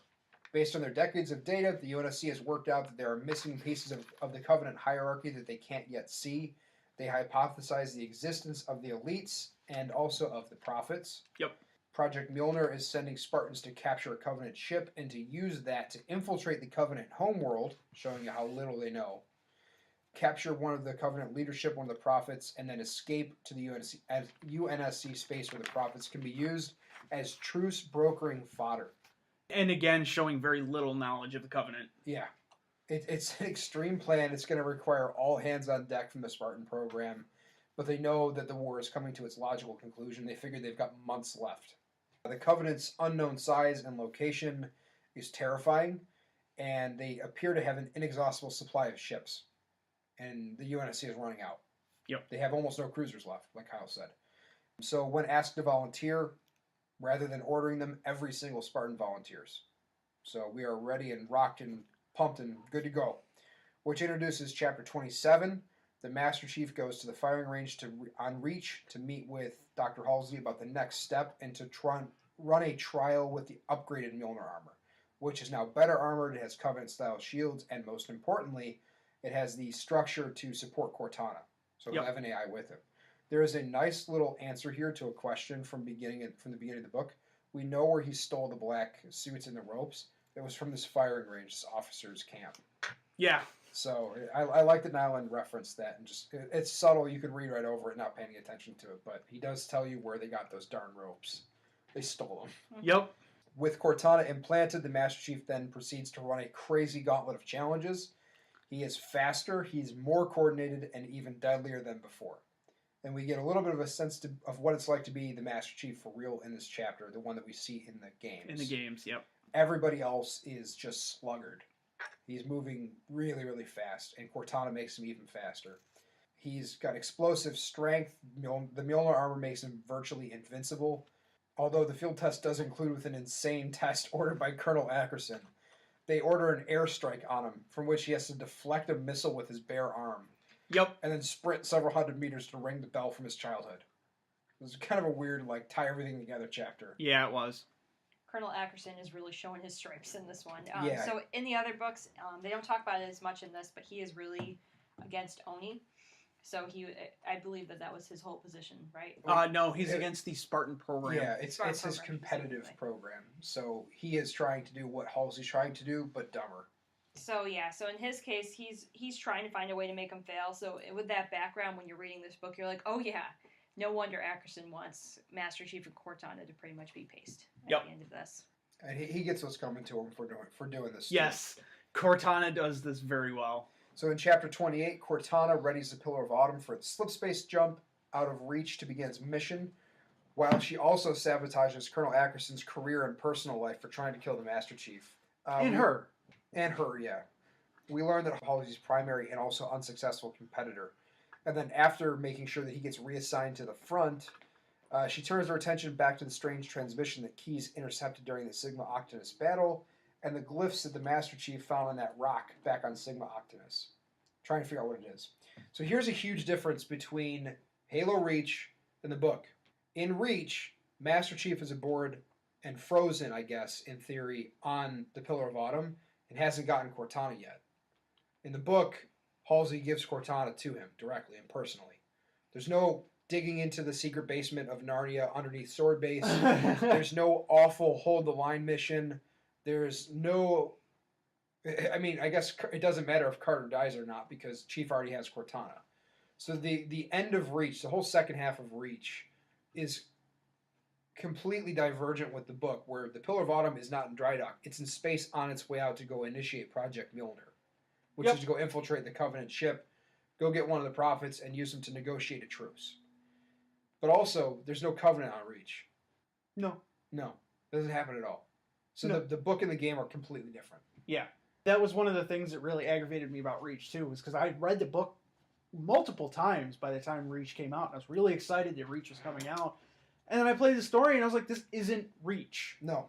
It's a completely different scenario. Yep. So, at this point, we're forced to reconcile the fact that the end of the book and the end of the game are utterly different scenarios. Yep. I am going to choose, I think here's where we take our vote. I'm choosing to completely ignore Halo Reach and pretend it doesn't exist and go with Halo Reach. The Fall of Reach? What'd I say? You said Halo Reach and no. Halo Reach. I'm ignoring Halo Reach the game, scrap that, it's garbage, and going with Fall of Reach. I agree. Third. Okay. Thirded. So, officially, it is now Canon Fodder canon. The Halo Reach didn't happen. The game. The game. What game? In chapter, I forget what we were on. You missed something. What I miss? Cortana looks into John's background. Oh yeah, what does she find? That Halsey kidnapped all the children in the Spartan program. That darn trickster. Do they talk about what happens in replacement of the children, or is that not until class? I do mention it somewhere. It's flash clones. Yeah, okay, flash so they do talk about that. So they all died like the next weekend. Flash clones. It seemed like they all got a really bad version of the flu, and they all just died. So their parents mourned their loss because they thought their children had just died. And that was like... It's better than replacing the body with one filled with cotton. I guess. There are stranger things. In chapter 28, Cortana readies the Pillar of Autumn for its slip space out of... Oh, no, I did that one. We already did 28. We're on 29 now. Wow, we are on 29. We are. The end of the book reads just as fast as we are pushing through it here. Yeah. Part of that is Nyland's very quick pace and knowledge. So it's in 29, at the same time as Cortana is destroying Colonel Atkinson's life for being a butthead, Captain Keyes inspects the Pillar of Autumn from outside. It's a ship class that never really fit the bill for war. It's too sluggish to do well in combat. It's not armed well enough to be a very good guard or escort ship, and also it's just hilariously huge. So it's just a bad design. But the new refits that he has overseen have turned it into a real warhorse with an experimental reactor that can churn out 300% power. Yep. And he will beg every single percent out of it. It is the way it's explained is it is 3 reactors, 1 large one, 2 smaller ones that work in unison with each other to produce that much power, and they are ionized cooled rather than using coolant. So the more power that gets pushed into it, the harder it thrusts. The harder it thrusts, and the cooler the engines stay. They don't have to worry about having to dump coolant, which is referenced in a couple of the space battles. It's a huge problem. You have to eject the core like at the last second to keep it from melting down. They have to eject the coolant and pump reserve coolant in to immediately cool the reactor down. Yep. So the Pillar of Autumn is its own thing. Not that it lasts very long, because it's going to crash into the Halo ring in like a month. Yeah. Man, Commander Keyes is really good at destroying ships. Captain Keyes. Yeah. It wasn't my fault this time. Also, the other major modification it has, other than the enormous amount of bracers and honeycomb defenses within it, is the 3-shot Mac cannon, which I would like to call the battle rifle. The battleship rifle. The battleship rifle. I wrote top low in here. My God. It's basically invincible. It's made to be a Covenant killer. Yeah. It's a mean ship now. The biggest difference between the Mac cannon on the Pillar and the Mac cannon on every other ship is that it's got capacitors that charge up along the barrel of the gun, essentially, and capture a lot of the energy that comes through, a lot of kinetic energy, uses it to recycles it, and that's why it's able to fire 3 rounds, whereas the traditional Mac cannons have to fire a round and recharge, and it takes like a minute and a half for the older style to recharge. Does that make this a semi-automatic? No. No. Does it make it an automatic? No. Well, fine. It makes it a burst fire. Meh. He's quite satisfied. If I'm wrong, I'm sure we'll get yelled at. Yeah. Keyes is really happy with his new ship, and he turns his attention to the mission ahead. But then the Covenant attacked the Reach system. Yeah, he's just getting ready to jump out of system, and then he gets a communique that Reach is under attack by the Covenant. Ruh-rohs. Oh no! So he turns around. That begins the second to last section of the book, section 5, which is Reach. And it begins with chapter 30. And this is literally an email describing an Oni-owned corvette masquerading as a civilian yacht called the Circumference, which fails to enact the Cole Protocol for some reason when the Covenant is first detected. Why? Who knows? And my chapter note here is, okay. This guy actually comes back to be a problem in First Strike. The book examines why he chose not to do this. Ah. But, I don't know. I don't know why this couldn't just be a chapter header. Chapter 31, Chief McRobb, one of the engineers on Fermian's slipspace surveillance station in the Reach system, detects a huge incoming Covenant force. They are immediately infiltrated by Covenant hacking transmissions, and it becomes instantly clear that this is a huge, full frontal force and that they won't be able to purge the computers in time. After warning FleetCom, Chief McRobb enacts the Cole Protocol and blows the station up. And it's nice to see that the UNSC is learning from its mistakes. It's a real shame that the Nexus and Andromeda can't do that. Chapter 32, aboard the Pillar of Autumn, Captain Keyes warns the Master Chief of the coming battle. The Chief reassesses the situation and requests Keyes to allow them to try and board one of the Covenant ships here in the Reach system. Kill two birds with one stone. Or steal two birds with one stone. Keyes is skeptical but agrees, and the Spartans jump to gearing and refitting their Pelican for immediate action, while the Pillar of Autumn runs at maximum thrust to return to battle. And I like this interplay between the Navy and Spartans here. Yeah. A lot of times in books, especially like this, and we saw it in particular in previous books that we've read in this season, where the various branches of the military are represented as barely able to function near one another, let alone with one another. Yeah. And I don't know about your experience, but like knowing a handful of soldiers, it never seems that bad. There's picking on each other, but there's never there's functional. Yeah, there's good nature. Jarring, like the Coast Guard is a joke. You know, and I mean, the Marines are jarheads. Chairman. The Air Force are chairman. And Army are just bullet sponges. And the Navy. Well, the Navy's its own thing. The Navy, for the clean term, the Navy is a glorified taxi for the Marines. But you know, all the good nature, Jarring, it is there. But at the end of the day, we know that we need each other to survive on a battlefield. And they show that well. Yes, they do. I'm very impressed with this. In 33, if nobody else has anything to add, they are hounded by Covenant vessels, and Keyes barely manages to get the Pillar back into the fight, but not before battle is joined by the rest of the Reach defense fleet and the Covenant. At the same time, Reach is also being invaded near the poles by ground troops. And a huge Covenant supercarrier or something is using some sort of ultra-powerful new point weapon to insta-murder entire UNSC ships and orbital platforms. Yep. So this is terrifying. While the initial Covenant run at Reach is nearly suicidal because they get destroyed by the orbital MAC cannons, it's pretty obvious that they're not going to give up. And also, it was, again, another crazy distraction run to draw people off at the poles. Okay, Chapter 33, I actually had a little bit of an issue that I noticed. I don't know if you two noticed it. I'm actually going to read a passage from the book, and then you tell me if you catch it. The orbital super MAC guns fired. 16 hits and 16 Covenant ships were blasted into flame and glittering fragments. The Covenant fleet split into two groups, half accelerated to engage the dispersing UNS fleet. The remainder of their ships arced upward relative to the plane of the system. That group maneuvered to get a clear shot around the cloud of vaporized titanium from the refit stations. They were going to target the orbital guns. Plasma charges collected along their sides. The orbital guns fired. The super heavy rounds tore through the clouds of ionized metal vapor, leaving whirls of spirals in the haze. They impacted 18 incoming Covenant ships, ripped through them like tinfoil with enough momentum to pulverize their hulls. 6 Covenant ships cleared the interference cloud of vapor. They had a clear shot. The super MAC guns fired again. Plasma erupted from the sides of the nearby Covenant ships. The super MAC rounds hit the vessels and obliterated the enemy. The streams of plasma, however, had already launched. They streaked towards the orbital guns, impacted and turned the installations into showers of sparks and molten metal. When the haze cleared, 15 of the super MAC orbital installations remained intact. 5 had been vaporized. Do you see a continuity issue there? I see 2.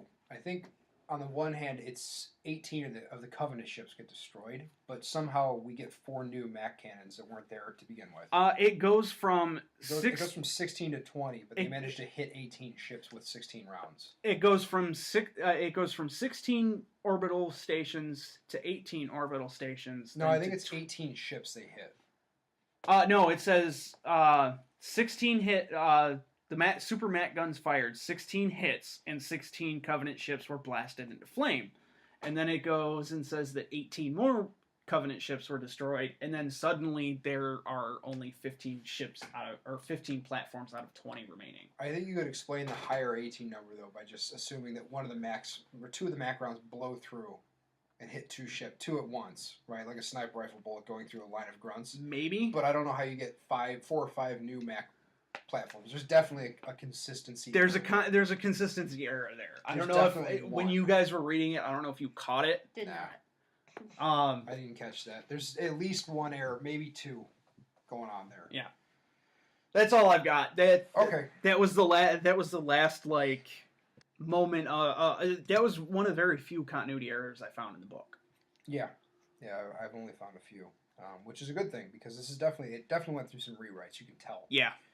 In chapter 34, we go down to the Master Chief, who is forced to change his mission parameters again when they get a order from Oni saying that the circumference needs to go have its data banks purged because they didn't want to do it. Yeah. But because it's disconnected from the dock, they can't auto do it. They have to go and manually dump it. The AI doesn't recognize the ship. Yeah. Because the IFF tags, which is identify friend or foe, aren't there. So they have to go and manually do it. Yep. Is the net result of this. So they have to fly to the actual docking station where it is and go dump them themselves. So instead of trying to board and capture a Covenant ship, they have to go and purge the circumference, and they also have to split their forces to try and stop the Covenant ground troops at the poles from taking down the reactors that power the Mac platforms. And without them, Reach is defenseless. So if the Covenant get that nav data from the Corvette, they know where Earth is. If they take down the orbital Mac platforms, then Reach is defenseless. Yep. So it's, damned if you do, damned if you don't. This is what the story of Halo Reach should have been. I agree. It should have been that team of Spartans that goes down to defend the reactors. Right there. Chapter 35, Chief, Linda, and James, the one-armed Spartan, make a desperate attempt to seize or destroy the circumference using thruster packs to separate the Pelican, carrying other Spartans to the surface. They fight their way aboard, and the Master Chief has his first run-in with elites. No, they have their own Pelican. Who does? The team going to the station, they have their own Pelican. Because the Chief blows it up. All right. It's the one Don't they slam into it? They slam into it backwards. Yes. Yeah, they slam into it. Okay. I don't remember why. It was backwards. It was flying around outside with their thruster packs like little bees. It was because as they were approaching the station, a Covenant Corvette jumped right in front of them. That's right. Okay. And they notice a weakness here. Is this how they get in there? They go through the hole? No, they notice a weakness in the Covenant ships. That they're fully powered down when they emerge out of flip space. because it takes more power for them to do the pinpoint jumps like this. Okay, that's right.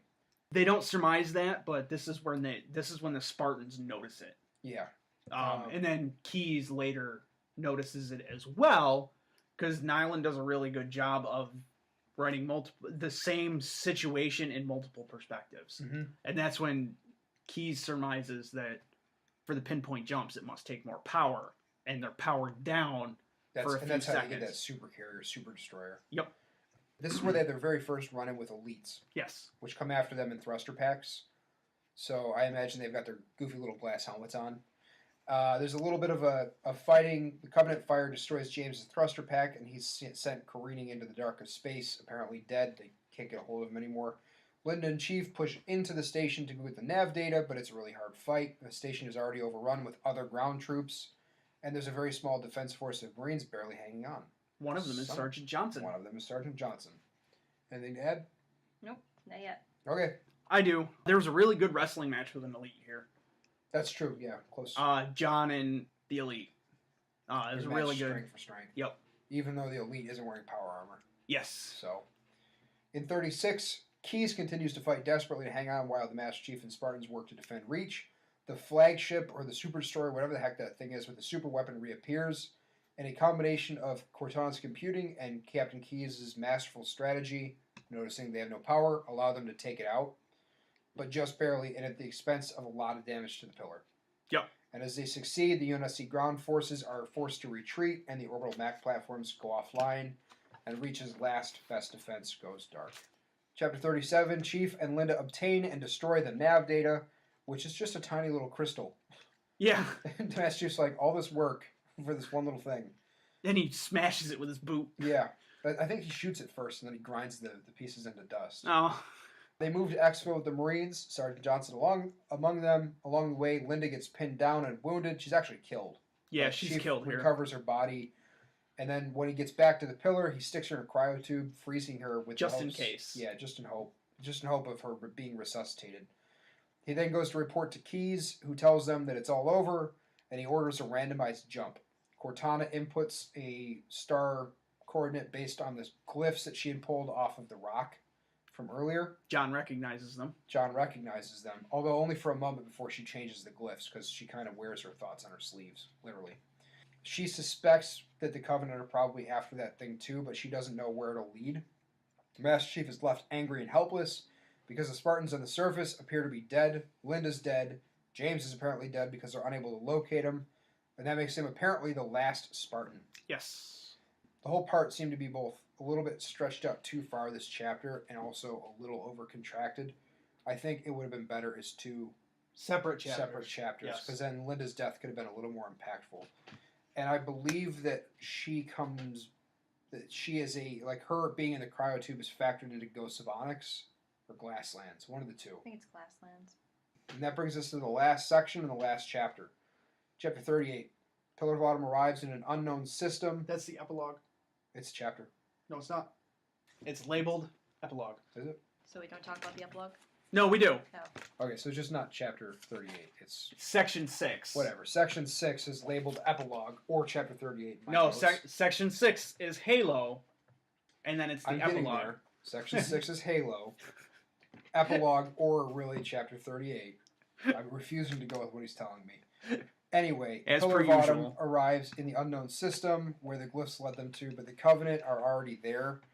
They begin running immediately around a gas giant called Threshold, and they find a enormous metal ring structure with what appears to be habitable terrain on the inside. Yep. And that leads us right into the first cutscene of Halo Combat Evolved. Yep. My notes for the epilogue literally state start Halo Combat Evolved. Yep. Mine just says nice, not natural formation. So that's the end of this. The end of Fall of Reach. Anything to add, Linz? Just overall, as far as the book goes, I did really enjoy reading this. This is, I think, the second or third time I've read this book. Yeah. For this podcast, not for a podcast before, but I reread it for this podcast. So I've really enjoyed this series so far, and there are plenty of other good Halo books out there, and I hope you guys decide to do a few more. Absolutely, we will. This is going to be a reoccurring feature in our seasons. Yeah. Just because you and I love the Halo series so much. Yeah, there's some crappers in there, but overall, it's a pretty good sci-fi series. Yep. Do we think that this adds meaningfully? I forgot to. That's the point of the podcast. Yeah, that is the point of the podcast. Does Halo Fall of Reach add meaningfully to the video game? And I would say let's attach it to Combat Evolved because that was when it was published. Yes. If we attach it to Combat Evolved, I fully agree that this adds a lot of depth to that game. I would argue that instead the video game adds to the context of this because I feel like the book is actually our primary story vehicle and the game is just like there. It's just there. You mean Halo Reach? Just in not Halo Reach. We already decided that doesn't exist. True. But everything else, I feel like in general with this book series, that the book series is actually story-wise the stronger component than the games themselves. So you think that the games are secondary to the books rather than the books being secondary to the games? Yes. I think you totally. I think you totally play the franchise that way. I think the game adds to the experience of the book rather than the book adding to the experience of the game. Be almost my argument for this. I would agree with that. I think that's totally valid. Frankly, having played both of the Reach experiences, I would say that the game it actually detracts from the context of the Halo series. Yes. Halo Reach actually pulls away from it. The game itself, the game that doesn't exist. I think that the game detracts from the overall canon of the game, and the book adds a lot to it. Yeah. And the book meaningfully adds to the canon of the game. I agree. Yep. Agreed? I will never play Halo Reach again. No, neither will I. I might turn it on to die in Firefight, but that's about it. Even with that, I don't think our game copy could even survive another one. I don't think it could load Firefight. All right, that's it. This is the end of the first season. Yeah, officially. This is the last episode of the season. Yep, we're going to be doing a bonus episode of Ready Player One, which will be airing sometime in March. Right around the time the movie comes out. And that'll be, is it a 3 or 4 person episode? That is going to be a 4-person episode. All that right. Will be our only round table episode. Yeah. Where both guest hosts that we've had and you and I will be discussing Ready Player One. Yeah. So look forward to that. In the meantime, we've got diecasts every other week from here until Kingdom Come, basically. Yeah. Until our characters die. Yeah. If you have suggestions for us to tackle for Season 2 of the Canon Fodder Podcast, we haven't actually figured out what we want to do. We have a growing list based on some reader solicitations and suggestions, but if you have ideas, hit us up on Twitter at Canon Fodder Pod, CANON. Yeah, hit us up. You can also leave comments on our website. We have a Facebook as well. Also look forward to Canon Fodder Captain's Log that will be airing 2 weeks from when this episode airs. We're using that as a replacement for CFP. Yep. Actually, no. It will be releasing on Sundays every other 2 weeks. Yeah, we're going to do a Sunday release. Yes. When Season 2 releases of this, it will be a Sunday release, not a Monday release. And that's just for technical issues when they arise. Because we've had a couple where you couldn't fix until the end of the day because we ran into technical issues. Yeah. Other than that, did you enjoy doing the season? Absolutely. I loved it.